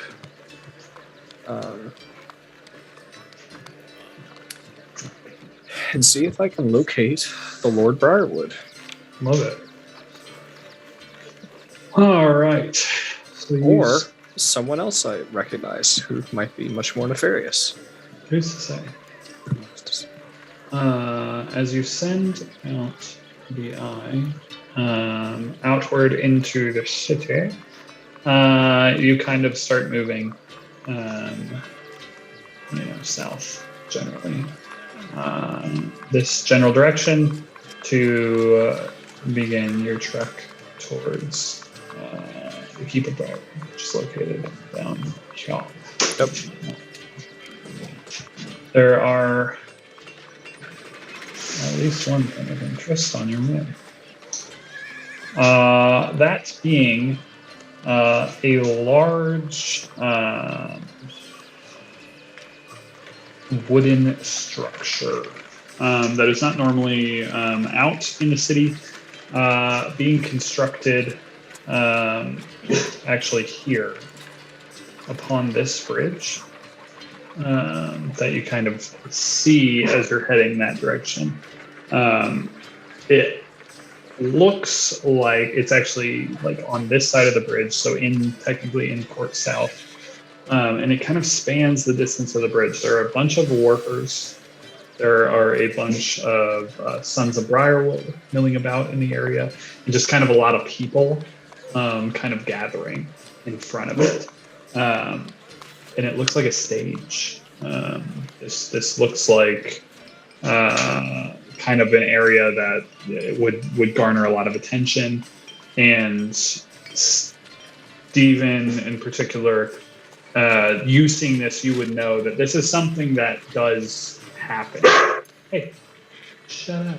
Come here. I don't know what you're barking about. This is something that would happen in the city.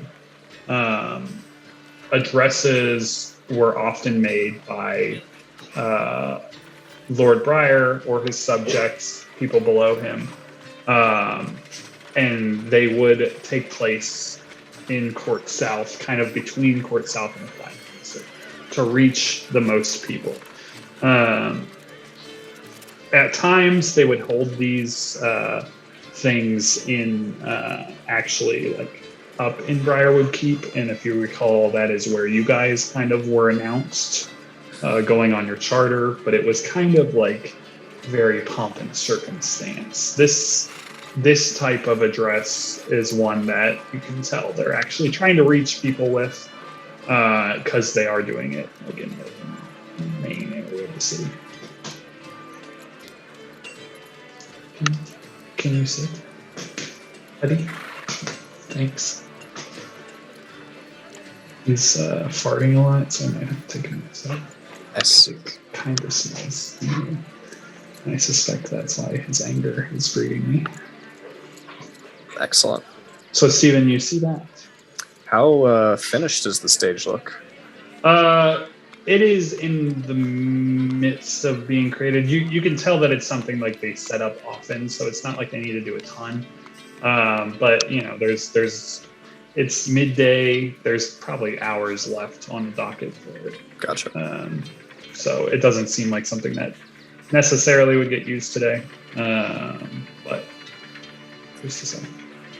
There are a lot of people kind of gathering around the area.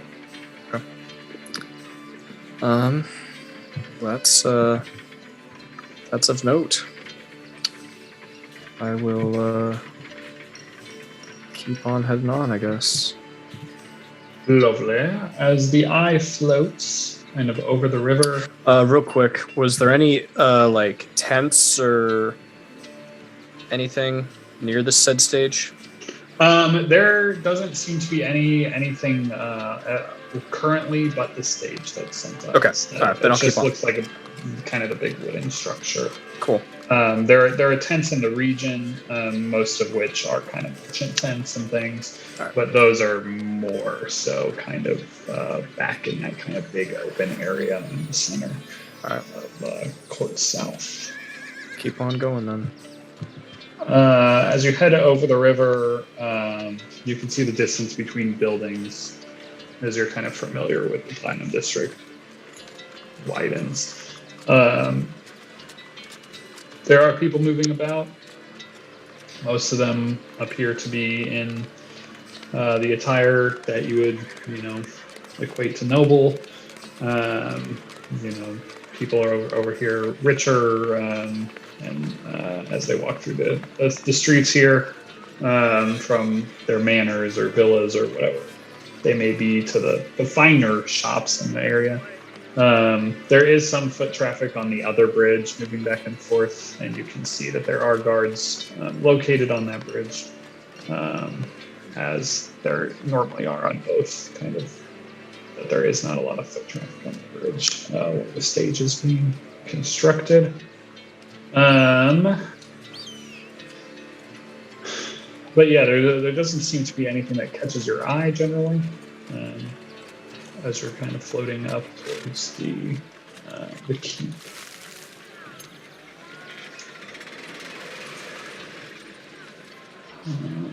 Moving towards the keep, you see the outer wall, kind of guarding the inner castle, along kind of that border line there. There are Sons of Briarwood upon. There are not a lot of people kind of on this main road up. There are some kind of going to some of the shops that are kind of lower in that area. But yeah, the keep seems pretty quiet, as far as you can tell from the outside. There are some Sons of Briarwood kind of walking the walls. They look relatively bored. Not super keen on the lookout, but kind of just sitting upon the walls. Okay. Keep on going. So as you move in over the courtyard, you can see there are a few people working, gardeners, and just like groundskeepers milling about outside. Every once in a while, you can see guards kind of just like milling about. As you approach the keep, you can see there are plentiful amounts of windows, some of which are open that you could take the eye in through. Is there anywhere in particular that you are trying to enter? This is a very large manor. You've been here before. You were taken, into a big gathering hall where there are a lot of the kind of upper echelon of society kind of gathered in to see you all leave behind your banners and such. You've been in a back room. You've stayed in rooms here the few days before you guys left. So there is kind of some familiarity you have. It just depends on where you're trying to go. There was a lot off limits, of course. But. Yeah. Let's start with the off limits parts. Yeah, so there. I mean, as you're kind of approaching, there is open windows, kind of like to the, basically like on the side that you guys were never able to move through. Yeah, let's go there. That you can head towards. So as you approach this window and start to go in, you lose connection to the eye. Ooh.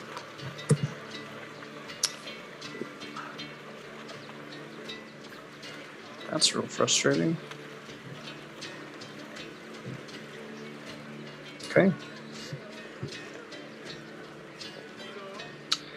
Can I do a history check? Do I know, is there like a complete dispel magic field on the keep that maybe I've read about? Yeah, you can do a history check would be fine. There's nothing of that nature that you're familiar with from like reading about. But I know that's something that does exist. There are wards that exist that would be able to like keep divination out, but something that large, something if it is the entirety of the keep, which you're not sure, that would be substantial. How long has it been? How long did it take me to get to that point, basically? Does the eye move at like normal speed? Yeah, I move it 30 or 60 feet per round, basically. Yeah, I mean, so it's about 40 minutes away as the crow flies to get back. I'm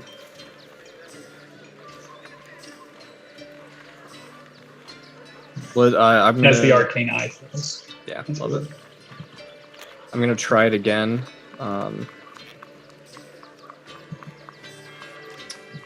Actually, first, because I imagine Anna would be in range. I will send Anna a message saying something went wrong. I'm trying again. It's not that big of an in, I don't think. But if not, I'll just tell Sarah to go tell her real quick. Yeah, even after 40 minutes, Anna might even be back. Yeah. In the rooms. And I don't even know what Arthur and Xerxes are doing either. I'm going to try it one more time and just fast forward, and I'm going to try maybe the familiar part of the keep.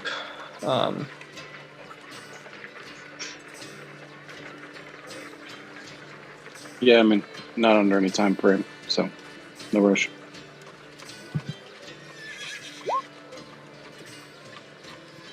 As you kind of enter into the area where the Great Hall and Address happened, that was just kind of like this very over-the-top auditorium area. You are able to enter. There is no... you don't see much movement as you enter. It's just like this big open space. There is a very large throne on the far side of the room. This is the room of which you were kind of sent off from. Can I put a mental, I don't know if you want to actually mark it on the map, but like just mental piece of like, okay, let's say where I lost it was X direction. I know where I entered this time. I want to start heading that direction. Yeah, so we'll say you came in the first time over here and it didn't work. Cool. This time you entered over here. Love it. Great. and you're kind of familiar with an area that you entered before, as you all were taken to like a back room for a feast.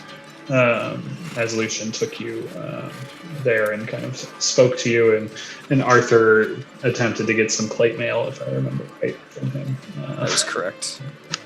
So as you start heading that way, there is a moment when you like cross a threshold in the hallway that you lose connection.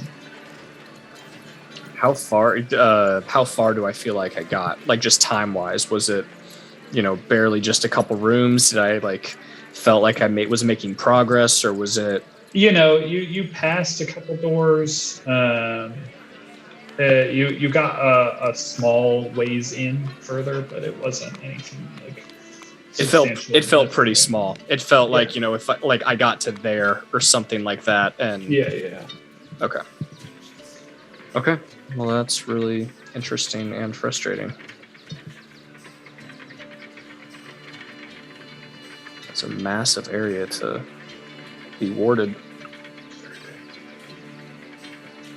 It's very, very big. Okay.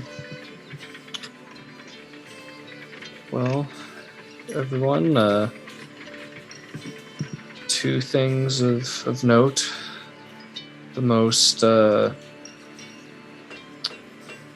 pressing and discouraging and problematic is the keep has been warded to not allow, at the very least, the eye to go in. Whether it's all magic or not remains to be seen, but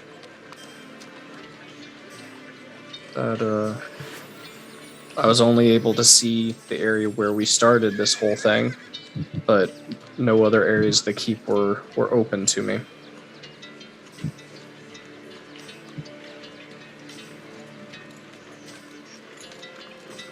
That is another troubling sign. Yeah. But I mean, maybe the Lord had wards up, but I know for a fact that the teleportation sigil in the keep has been warded, but for it to be the whole structure is something unexpected and quite massive.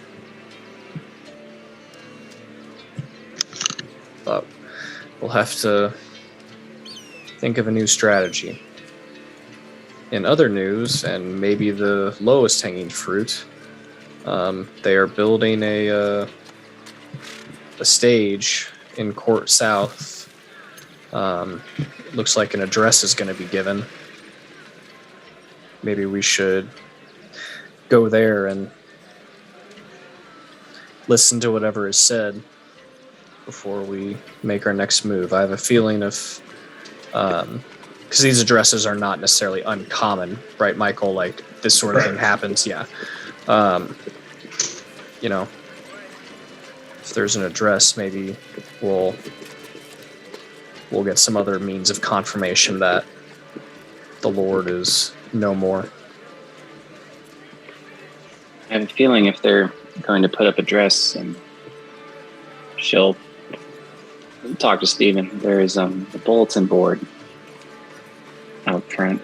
Nothing on it yet, but it looks like it's how the sons are going to communicate to the people. I imagine we'll start seeing them up in the city, all over the place. Something certainly changed.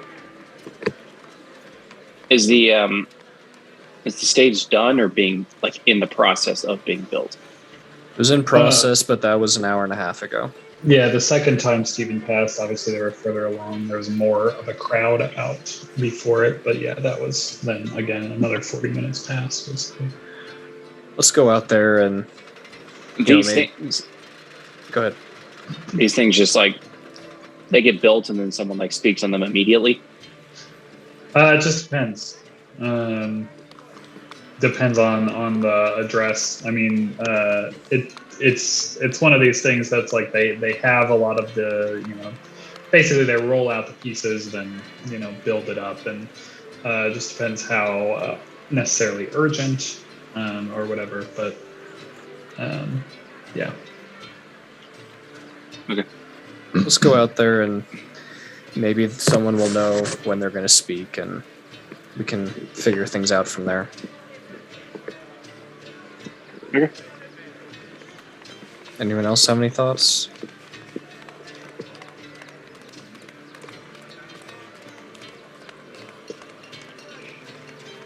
Okay. Lovely. Heading in that general direction. Moving through the main kind of merchant row of Court South. There are a lot of people out there. There are a lot of people that you would kind of overhear talking about, there must be any dress coming. Lord Briar's got the whole gang out there working on the stage. You hear a lot of chatter. And the closer you get to it, you can see there are kind of a lot of gawkers onlooking and just kind of watching. A small crowd kind of gathered out front as it looks like the stage is nearing completion. There are a lot of Sons of Briarwood just kind of moving about in the area. One of which that's kind of like standing on the stage, a few of that are moving like through the crowd. And the main thing that you pick up is that they're starting to tell people that tomorrow at high sun there will be an address from Lord Briar to the city. And they start, telling people, of an important address. Everyone needs to, tell all the people gather, and start kind of like disseminating that information. And the general populace around the area seems fairly interested. But as far as what the guards are saying, it's really just like over and over kind of the same thing. There's going to be an address. Yeah. They're saying exactly what they've been told. Mm-hmm. That's what it sounds like. Gotcha. Tomorrow, high sun. Tomorrow at high sun. Which leads me to ask you what you want to do for the next X amount of hours.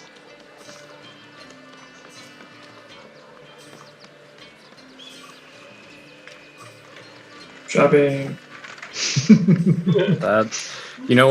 That's actually probably a solid idea. Not rock the boat.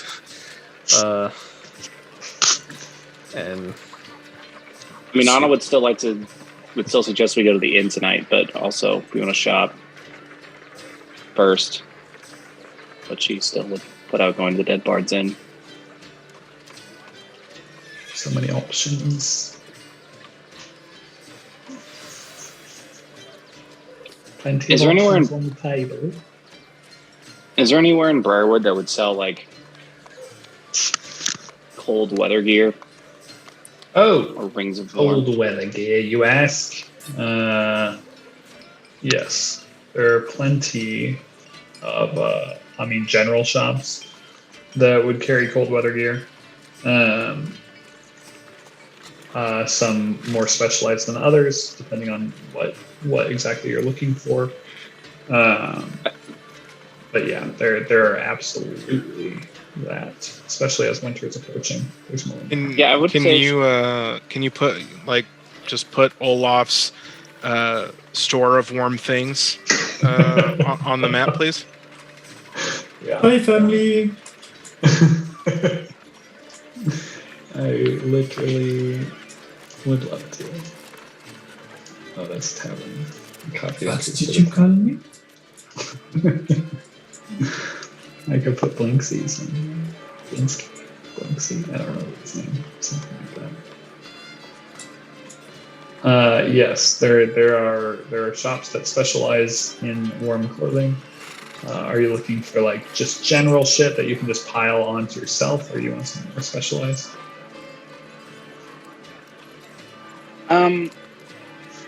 I guess it'd be maybe like, and Anna's willing to just like think ahead and being like, she wants some stuff that would be like good enough that she's trying to think a couple steps ahead here and being like, we think there is an Ember and Brandy. If this is still a race for the Embers, we could see ourselves in a scenario where we're pushing north when it's cold. Sure. So she would want to find and buy heavy duty enough stuff. And if as long as the price aren't outrageous, I mean, I guess we're rich as shit. She would be willing to sort of just like spring for nicer stuff for the group and maybe a few extras, just because we have people coming and going from the party, and yeah. But she wouldn't want to be so general that like, if we got up to Brandy, it'd be, it's relatively useless or it's not as effective, so, but, I don't know, general enough that it could be, put on, that doesn't need to be, can fit any medium creature, give or take, not a perfect fit, Yeah, so you can get some general gear at a shop for 10 gold pieces per gear set, and that'll just be 3 days before it's ready. Anything more specialized would take longer and be more gold pieces, but that'll be kind of heavy winter gear that you'll be able to just kind of pile over clothing that you already have on, things of that nature, and it'll kind of I'll get 8 sets beautiful. of various sizes. 80 gold pieces, please. Okay. You can take it out. You can take it out of Isabel's gold for sure. I'll ward off the extreme cold for anyone donning that stuff. And that's all medium sized. Just basically, you get your wool clothes, your fur hats, hoods, goggles, leather boots, and gloves, and fur lined. See if you can trade one of the gold halberds for all that. Lose some weight in the bag.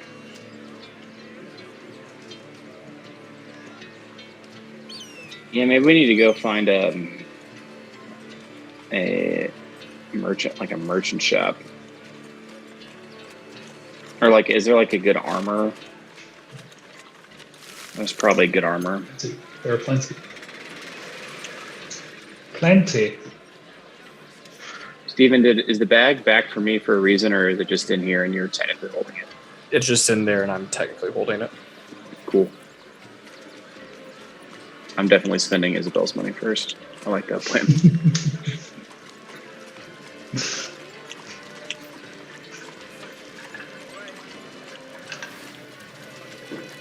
What else? We have people looking for things. This is the shopping session of your dreams. And I can keep going, but I assume Arthur wants to go. How hard are things like potions of healing to come by, do we think? You don't know.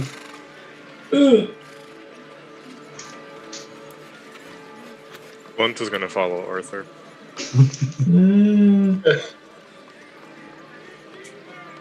That's gonna go great. Keep your hands where I can see them.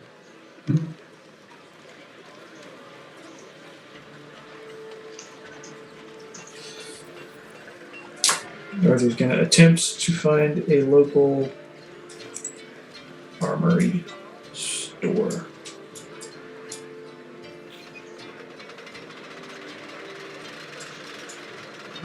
I know of a great one, but Yeah, you looking for a blacksmith, or what are you? problem is it's in the Platinum District.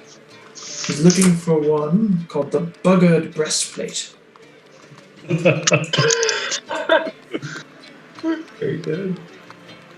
Nah, it is the best mirrors.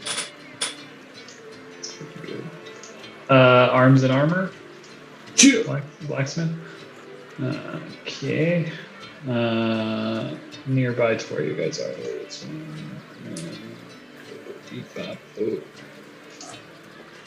it's called Caledon's Grindstone. The resplendent Caledon.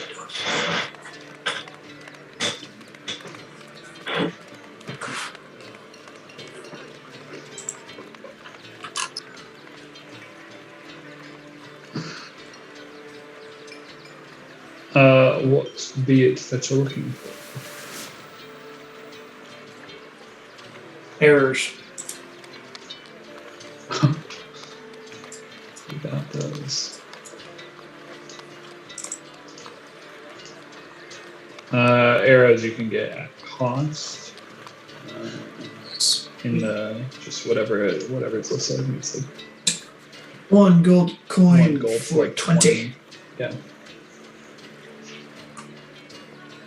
Is there any? Buy him out, not break a sweat. Yeah. You can't get a million of them, obviously, but We'll you take get a good four. amount. We'll take Yeah. 4 pallets, please. It's fantasy Costco where all your dreams. Can Glunt open his eye and see if there's any shiny stuff in the armor? You can. As you look around, there is nothing shiny. There are some very nice pieces that we would consider as +1, but nothing magical. Here.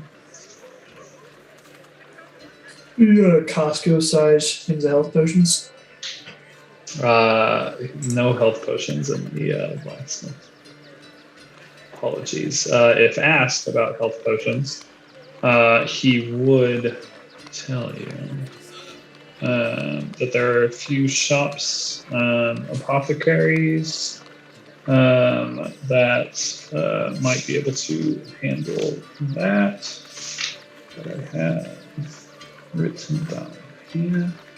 Lightfall's Spear in the Platinum District is one. There is another.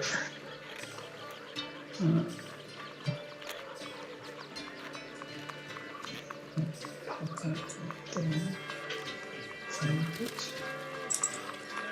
I forget which one is mine. I'm using for magic shot.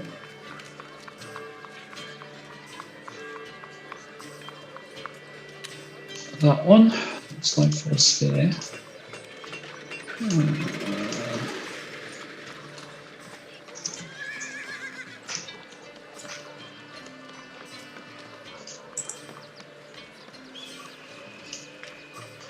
Boom.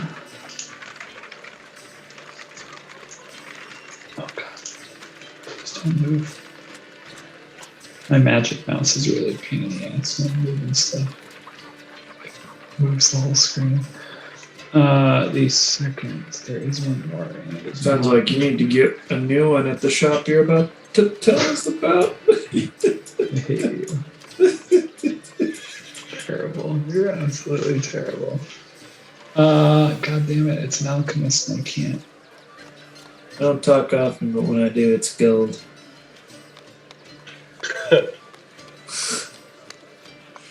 Got him. If I could take health points away for that. Take his arrows away. Oh no, they're all broken. They don't. Yeah. The feathers are messed up. They don't flash. They're not the right caliber for that bow. -5 to hit. They all break. Do that. They're actually abyssal, like counteract affiliate bay. Oregon's treble. And it's in the guild district. King's Colta. And that is in, so it depends which one you want to go to, or attempt to go to. Did anybody go with Arthur and Clintai, or just the two of them? Let's That- just say we're all going. Maybe you two went in and we're just Okay. out on the street. Okay, does anybody else have aspirations of traveling to the Gorgon's Trouble? Yes. Steven will get like real weird when hearing about the Lightfall Sphere.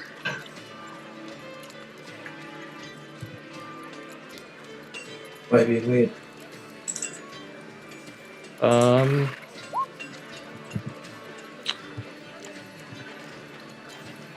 Be like, well, definitely been there a lot. It's run by this dwarf named Trumpkin, who gave me some lessons when I was with the Unseen. And he's really smart, really knows what he's doing. So it'd be really good, but also it's in the Platinum District. And I'd like to go there at some point because it might be another way of tracking some of the unseen people. I don't know if he actually was unseen, but he was certainly connected to them. But it also may be more dangerous than we're wanting to do yet. I don't know.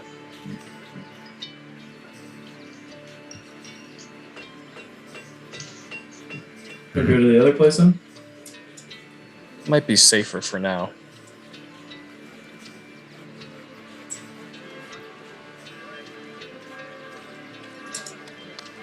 Can buy all their health potions and then go to the Gorgon's Trouble to all their health potions. to restock before the word gets out that teenagers are looking to buy Sudafed.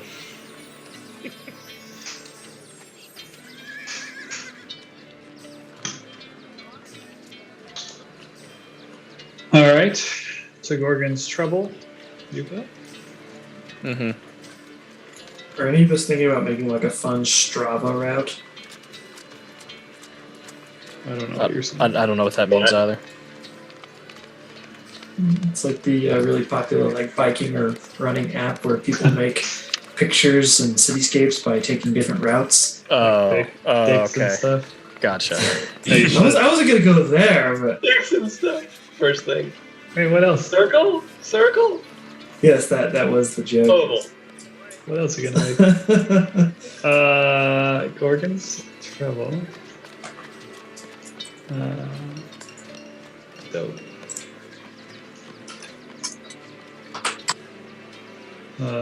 Beautiful. In lieu of actually using my notes and playing the female half-orc that owns the shop, what are you looking for? Aww. Unless you really want to haggle with it. Does anything in the shop light up magic? Yes, as you walk into this shop, there are basically these beautifully crafted crystal vials, kind of everywhere. They're all filled with liquid. And as you walk in, many of them glow. Not all of them, but many of them glow. They are filled with a lot of different colored liquids. And a good portion of them do glow various colors, as many of them are magical, but it seems some of them are not. As Arthur is approaching the teller, Glint just starts wandering about the store, looking uncomfortably close at each vial that piques his interest. I'll have gone in as well. Yeah, it's almost, you see, like, as Glint kind of walks off to the side of the room, like, he'll get really close to a cup, like, one, move to the next, and then literally just skip over, like, 2 or 3, look at the next one. Like, there's some very obvious ones that Glint just, like, literally doesn't seem to even see. Like, it's almost as if they weren't there at all. It's like a bomb-sniffing dog. Yeah, basically. Is there anything you're looking for potions? Obviously, of healing. Anything else? Sure. No, that's it. Inquiring after. Potions of invisibility. That one's tough. Let me see what I have in stock. There you're at. I do have one, actually. I do have one. As far as potions of healing goes, 3 potions of greater healing at 150 gold pieces each. Potion of invisibility, there is 1 at 200 gold pieces.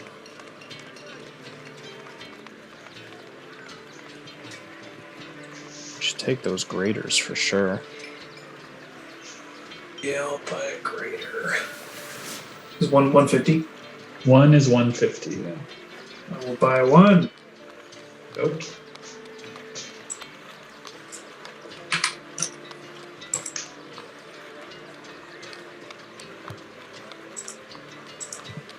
I will buy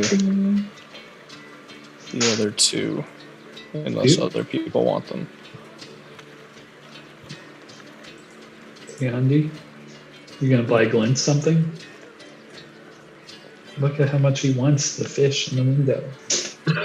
Dog in the window? I don't know. Gonna look back a couple times at while the teller is dealing with a couple customers, Mm-hmm. and gonna stop at one potion, whatever potion he finds particularly more attractive than another. Right. Probably based on shininess level. Uh-huh. And is going to kind of like pull open like one of the flaps of his bag and just try and scoop one of the bottles into his bag. Love that. As quietly and carefully as he can. With no hand. No Yeah. hands. It's so good. It's great. Okay. Roll me a.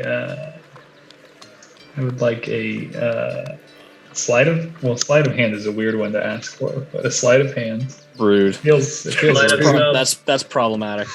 Straight sleight of hand. Yeah, straight sleight of hand seems decent. How do you have a +5 to your sleight of hand with no hands? Sounds amazing. like someone isn't creative. Yeah, no kidding. Your hands make you slow.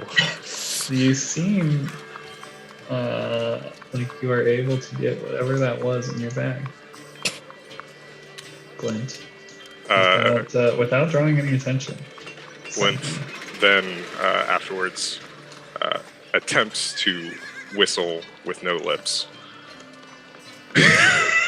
So it says shh, just like push, shooting, jetting air through his closed teeth.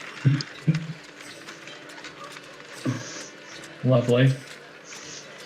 Glint has stolen the first item stolen in Briarwood. It has begun. Karma police have left the station.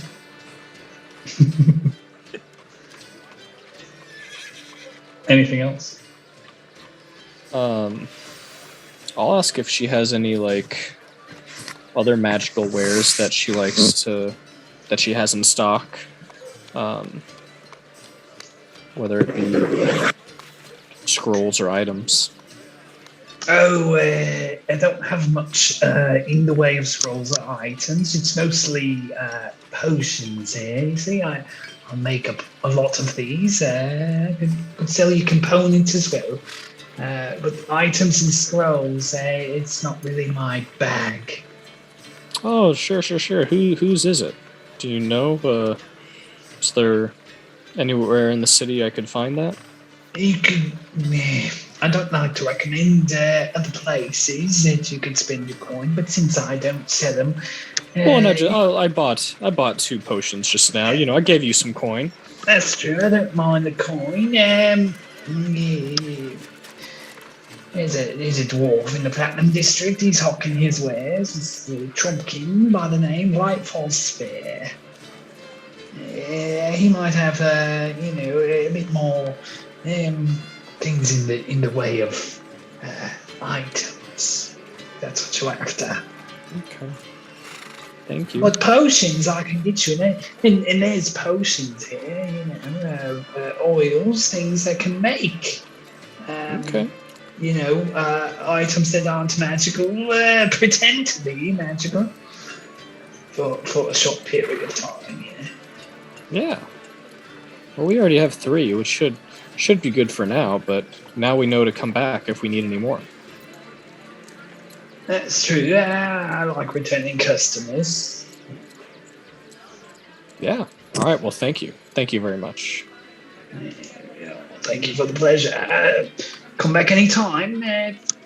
Tell your friends. The friends that aren't here, I guess. Tell them. We will.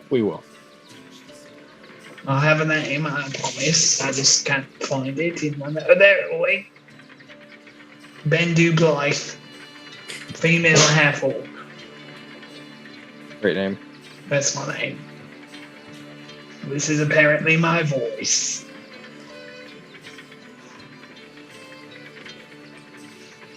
Anything else? Okay. See you later. Bye. Bye. Aye. She either loved Glenn's eye or wanted to kill him. No in between.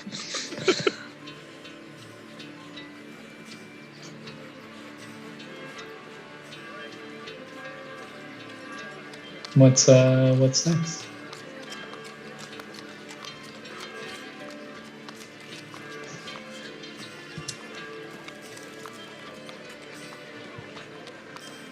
Anything else from the shopping trip? As it's starting to get dark. An afternoon of shopping in Briarwood.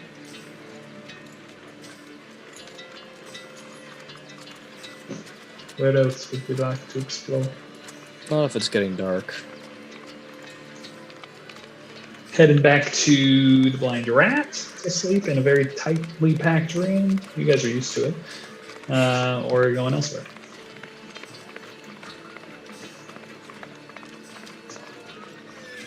It's up to you, darlings. Blind Rat seemed fine. Oh boy. It's fine with me. Blind Rats we go.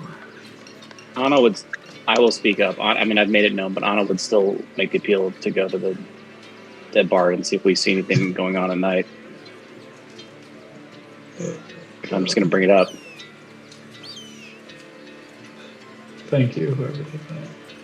Go there too. Seems like someone was taking a nice run using the wizarding app. It's up to you. Where you guys want to go?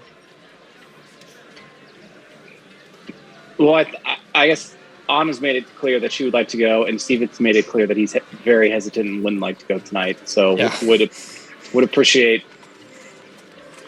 other people weighing Steven in. can also go sit in the Blind Rat, for party split. And Saru would go with Anna just because it's another place to go to that we haven't been yet. Place?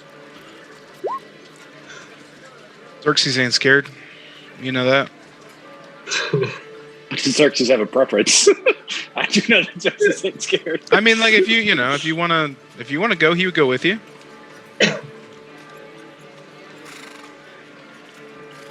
Shoot some people. Come on, Steven, it'll be fine. Are there good statistics We'll on be together. the rate of gun violence in this town? Gonna have to ask the guards. It's about to go up.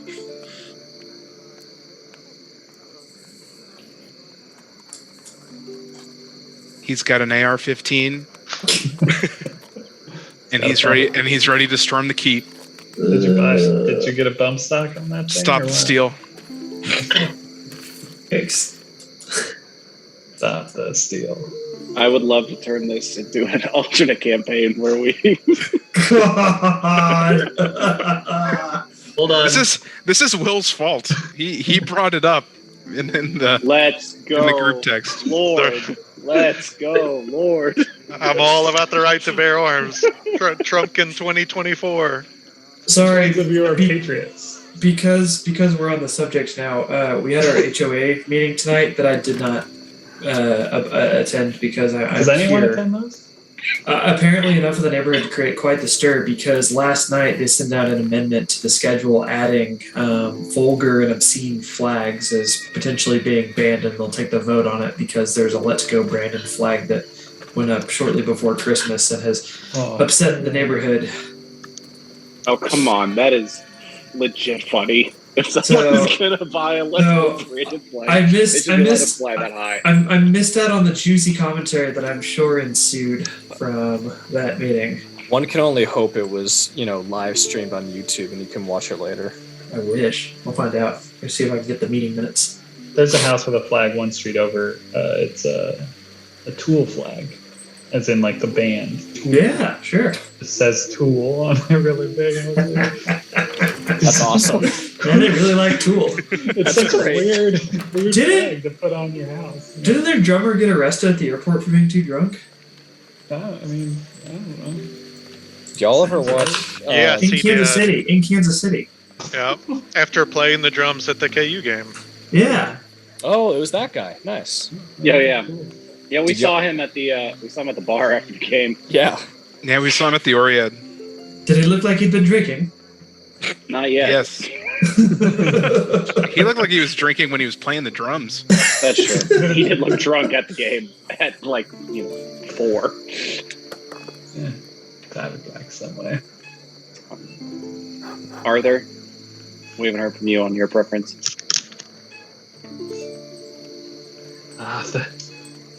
Sorry, what? I was looking up the Tool drummer, Danny Carey. Yeah. Yeah. He was ordering a Tool flag on Amazon. Do you have a preference? Do you have a preference on going to the Dead Bard's Inn and potentially kicking a hornet's nest, or going back to the Dead Rat and waiting till tomorrow afternoon to find out what's going on? The Blind Rat? The Blind Rat. I'm happy to go to the Blind Rat and keep things cool because our mission here is more aligned with keeping things cool.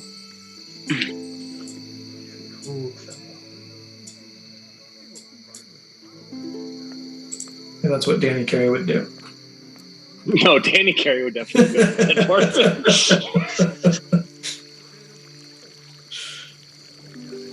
What do we think, gents? Hashtag party split? Or night at the Blind Rat? Split. Let's split the party. We're splitting. Yeah, let's do it. Gotta get some. We've literally done this before. We've gone into a known evil inn, and it's Connor's fun every character, Anna hasn't done it before, though. Connor's character got ripped apart limb by limb. So, Nah, we'll be All right. fine. We'll have fun. So, Playing safe is boring. Live a little. so give I me am. I'm living my character exactly how he would be like, yeah, hell no. That's fine. So who's going where? Sounds like a tiefling, an elf, and a tabaxi walk into a bar. No, And Glenn, you're absolutely safe. a whatever glint is. Yeah. Absolutely. And a handless So zombie. is it only Stephen, Arthur, and Tara. Will's character that are hanging out? Yes, that's Yeah. correct. Who's to say where Will's I forgot. Yeah, I'm sorry. Yeah, where's Sarah going? Jokes on not you. We going. get to meet Will's character at the Blind Rat. That would be actually good. recruiting more party members. Under the title of No New Friends. Cat does not get to make the group. Easy. Just because it's too many things on the map. Okay. Yeah.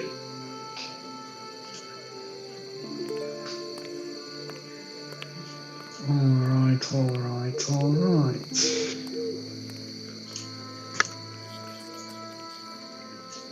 Well, okay then. As the party splits, we have the group head towards the thicket. Depending on how you make your way there, whether it be through first going through the Fort District, followed by Wolf Swallow, or if you kind of wrap your way around after going through Gorgon's Trouble, just going out from there. It's easier, it's nicer in King's Quarter than it is in, say, Wolf Swallow. So depending on how you get out there, it's differing. But either way, when you get into the thicket, it is definitely quite different.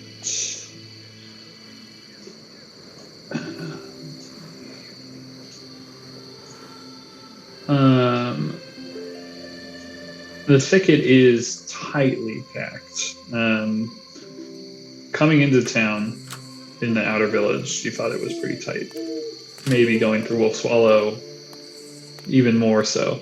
The thicket is insanely tightly packed. There are buildings on top of buildings, and there is essentially just like scaffolding walkways that kind of intertwine and cross over the streets and alleys here. There is no code to follow here, and it shows. As you approach the Dead Bard's Inn, one of the largest taverns and inns in the thicket, you see this wood-framed 4-story building is located in a tightly packed crossroads in the thicket. The buildings here appear almost stacked on top of one another, with a jumble of crisscrossing wooden stairs and rafters, leaving an intertwining between them all across the alleys and open spaces. These walkways link the differing stories together and create an immense amounts of would-be escape routes for would-be pickpockets and thieves that are known to roost here. As you enter through the main door of the building, you are greeted with a large open ale hall. There are all manner of shapes and sizes of wooden tables that take up most of the floor space on this level. Across the length of the back wall is a large oak wood bar lined with an eclectic group of mismatched stools of various shapes and sizes and finishes. The room is fairly busy at this hour, with multiple groups of patrons drinking ales, eating some kind of stewed meat and veg. Looking up, you can see like clear up to the rafters 4 stories above. There is a wooden stairway kind of built into the wall that kind of winds its way up to each floor, where you can see there are like doors at each balcony. These likely being the rooms for rent here. Behind the bar, manning a number of wooden tap handles, is a massive humanoid figure.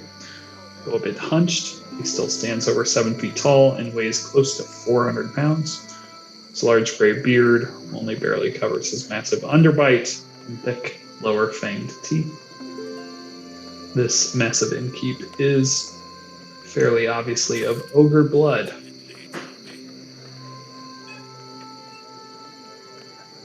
That is what you see in this lovely, lovely inn.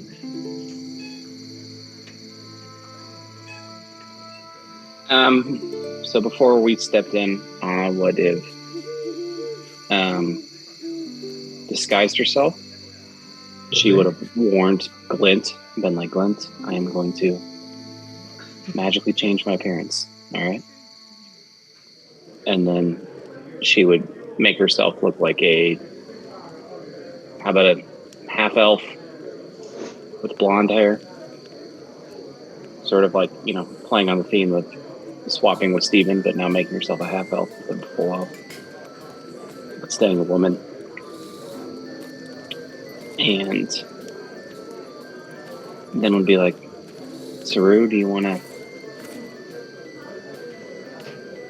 you want to see if you can play and keep everybody happy and entertained and see what people tell you? Sure, I can do my best. Xerxes, do you want to make sure I don't get myself killed? I always assumed that went without saying. Be the muscle. Glint, when we step in, let's go find a table. Can you use your eye and tell me who has shiny things on them? Croft, you're muted. Glint just stares at you.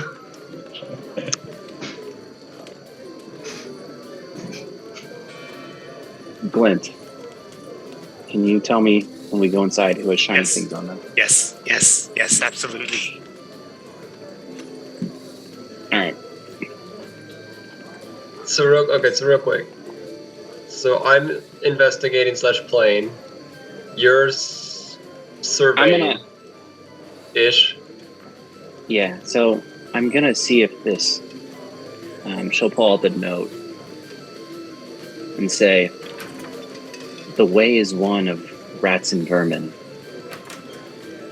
I think I'm gonna go up to the bartender, talk a little bit of shit on whoever they've got playing.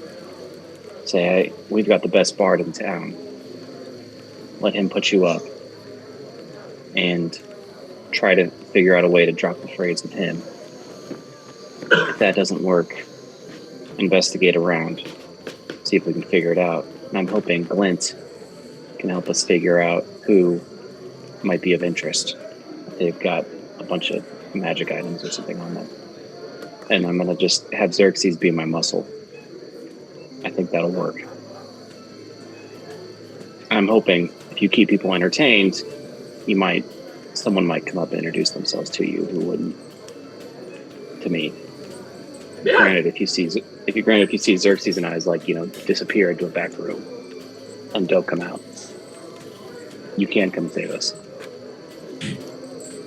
It's worth a shot. I can't complain. I get to play music. Probably been, been here a time or two. But you guys just look out for each other. All three of us are getting inspiration, which is a D10. And then you and Glint are going to be Bonded of whatever. I can't find it. There it is. Can I retcon 2 things, Michael? Anytime. I would have cast on them. Smart.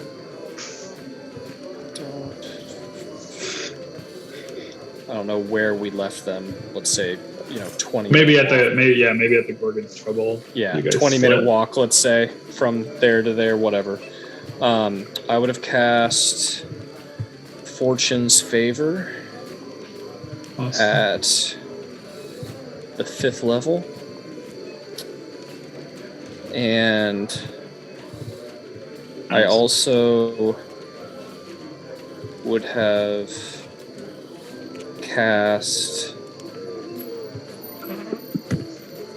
Dimension Door into Arcane Abeyance.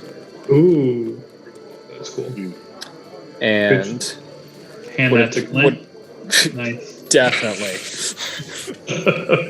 Here's this little bead, Glint. Oh, look at him scramble for it. Fell down a drain. Handed it to Odd and say, this will last an hour. It should get you and one other person out if things go bad.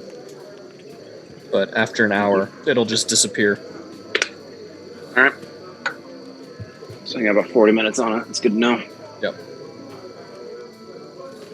Takes you 26 minutes to get to the Dead Bard's Inn from where you received that. All right. Got about 30 minutes on it. 30 minutes. FYI. I love that. That is so cool. That is so cool. And Fortune's Favor is on everyone.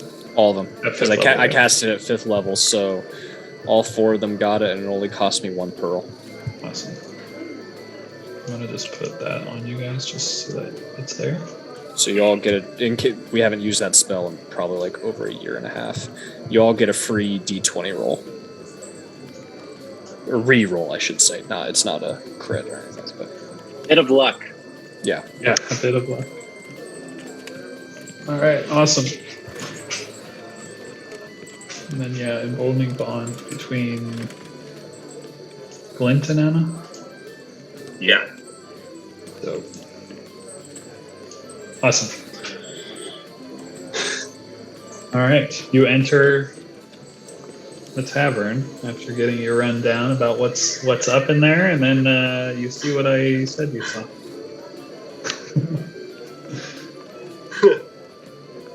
Okay. So Anna will. Anna will just like find a spot that's like kind of against a wall or to a table and say, Glint, go ahead and see what you can see. And then ask Glint to point out anybody who's who's shiny. Love it. I will open. You will scan the room with detect magic. Amazing. Glint.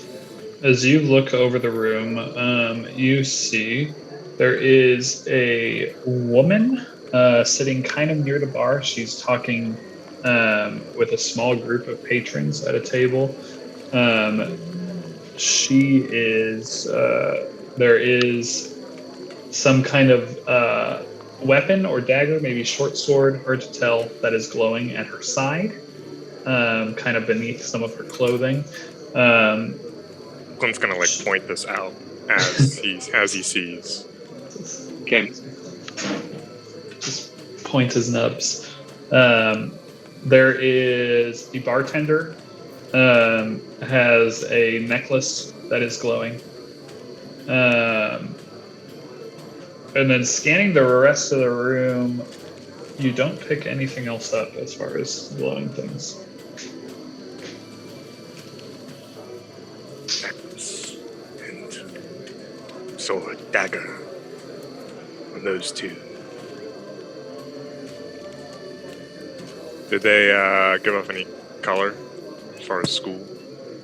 That's a good question. I'm guessing the one is abjurate. The bartender's is abjuration. I have to check. The woman's dagger. I'm not sure what school that is. No, it doesn't actually have a school. Probably a evocation, I would say. Cool. But yeah, bartender is definitely abjuration. Okay. So Anna and the crew will head up to the bartender. Is there any music or anything going on at the moment? At this specific moment, no. You can see there are a few would-be bards maybe over near kind of an area where there is a stage, but currently there's nothing, no music going. It looks like maybe some of them are tuning some things, like maybe they're on a break, but nothing playing at the moment.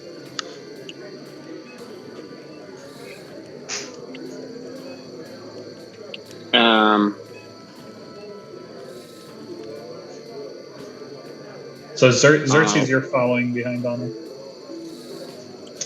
Yeah, I'm kind of, I'm standing behind her, trying to look somewhat menacing.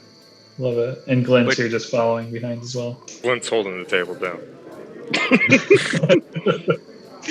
Amazing. Anna, as you kind of walk up to the bar, it takes a few seconds, but eventually the large half-ogre barkeep kind of looks in your direction and starts moseying his way towards you. As he does, you see him pick up a couple mugs seeing. Xerxes behind you just kind of scoops up a couple of these like kind of oversized wooden mugs from beneath the bar. And he kind of starts greeting you. Oi, welcome to the Dead Bards Inn. Name's Shipley. What are you fine folk looking for this evening? And he starts to place the wooden mugs on the table, or on the bar top in front of you. Drinks are always acceptable, but we were hoping to hear some music. And she'll kind of like glance over to the bards and be like, but I mean, thankfully for you, we have one of the best bards in town. If your other help is unable to play at the moment. Do you now? I know a lot of the bards in this town. You want to put them against who I've got tonight? That's good for me. Good business. I think so, and she'll sort of be like, "Sir, the stage, if you want it, is yours." You don't have to tell me twice. And then she'll kind of look back at the bard or at the bartender and say, "Oh, you must know how it is managing these bards. The way is one of rats and vermin." And then she'll yeah. You see him kind of look at you for a second.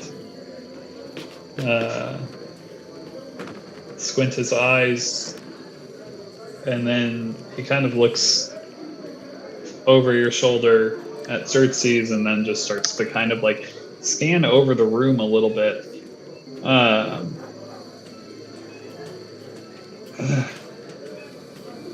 So it is. Oi, Millie. You take these fine exterminators down to see the cellars. And then he just kind of gives you a nod and turns, moseys back down the bar, puts his hand up and pulls one of the wooden taps that seemed to be for ale. Just pulls it down. No ale comes out. Just kind of nonchalantly pulls it down. And then this woman, a tall young woman, kind of springs up from a table that Glint had pointed out. It's actually a woman that Glint had pointed out. She kind of gets to her feet, and she's got long black hair kind of pulled into a bun.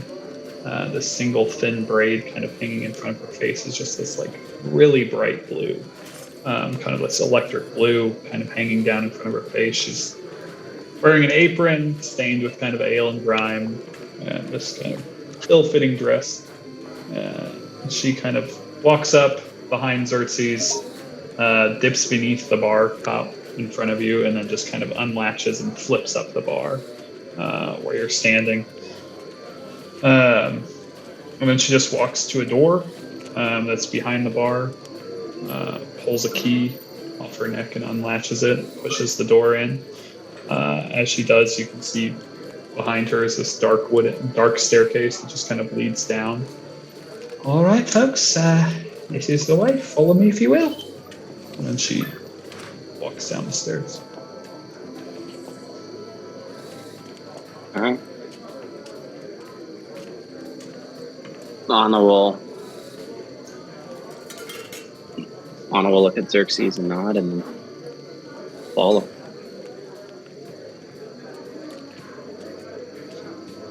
Xerxes? He looks at Saru, gives him the thumbs up, and follows. Saru, you see as you kind of are walking over, taking the stage, you see the thumbs up from Xerxes as Anna and him descend into the dark door, which the last thing y'all hear is from Shipley, the large ogre. Have a good night, gents. And then the door shuts behind you. And that is where we'll end this session.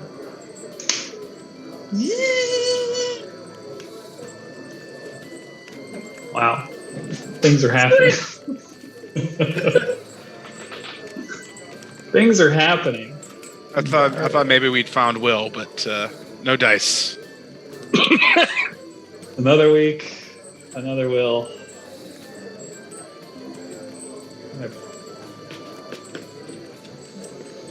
You just never know with this game. You never know. How's Glint gonna do alone in the bar? We're gonna find out. Glint sits at the bar. I'm excited to learn what happens there. You can dance or something. I have the feeling Glint's time at the bar is going to rank low on the exploits of the next 30 to 60 minutes. Oh man, I could go for another hour. Just happily right now. I'm so happy. That was good. Here we are. Actually, you think Glint would have noticed the lady get up with his detect magic still I on? mean, if she had a shiny, probably. Yeah. Oh yeah, I'm sure. I mean, you were watching them, I assume, the whole time as they walked over to the bar. So How crowded is the bar? it's pretty crowded. There's a lot of people. Good amount of people. Okay.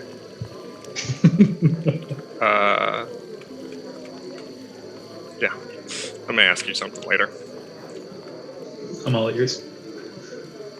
So Saru takes the stage. Glint watches on as they enter the cellar, it seems. Heard that before. And, I'm very excited to. A few of you will be taken to the new map that I'm so excited about. Not right now. There is one, but I can't. Oh man, it's good shit. Anna and Xerxes on an adventure. Drew will sing tales of this adventure. Saru will sing of the death of the tiefling. I kind of Mira. assumed that low key, Saru was going to be telling our story, like to the people in Briarwood. I was expecting when you said like our bard is the best, you said Saru. I was expecting like a DM roll behind the screen and Shipley to be like, "Oh, Saru, I haven't seen you in months. Where you been?" Like, just for that sort of thing to happen, and then let chaos really reign. Yeah, who's to say? He hasn't necessarily seen Saru yet. Maybe when he sees Saru play, something might happen. That's true. Who's to say? You can see all the bards slump over as he walks over. Like, ah, damn it, he's back. Yeah, it looks like I'm gonna need more than one map. I only have, let's say, the cellar map. I didn't have the upper map, but it looks like the double party split requires it. So Yeah, we have 3 groups now? 3 groups. 4 if you count Will. Will is the crime boss they're about to meet. That's all I'm hoping for. Yeah, the great thing is that every week that goes by, I just since I don't have playtime, I just use this time to make a more elaborate character that has more inroads to the city. So there you go. Or as the city grows, so does Will. I assume you just were making your character have more personalities and just further increasing their personality disorder. Every roll, 1 through 20, that's different personality.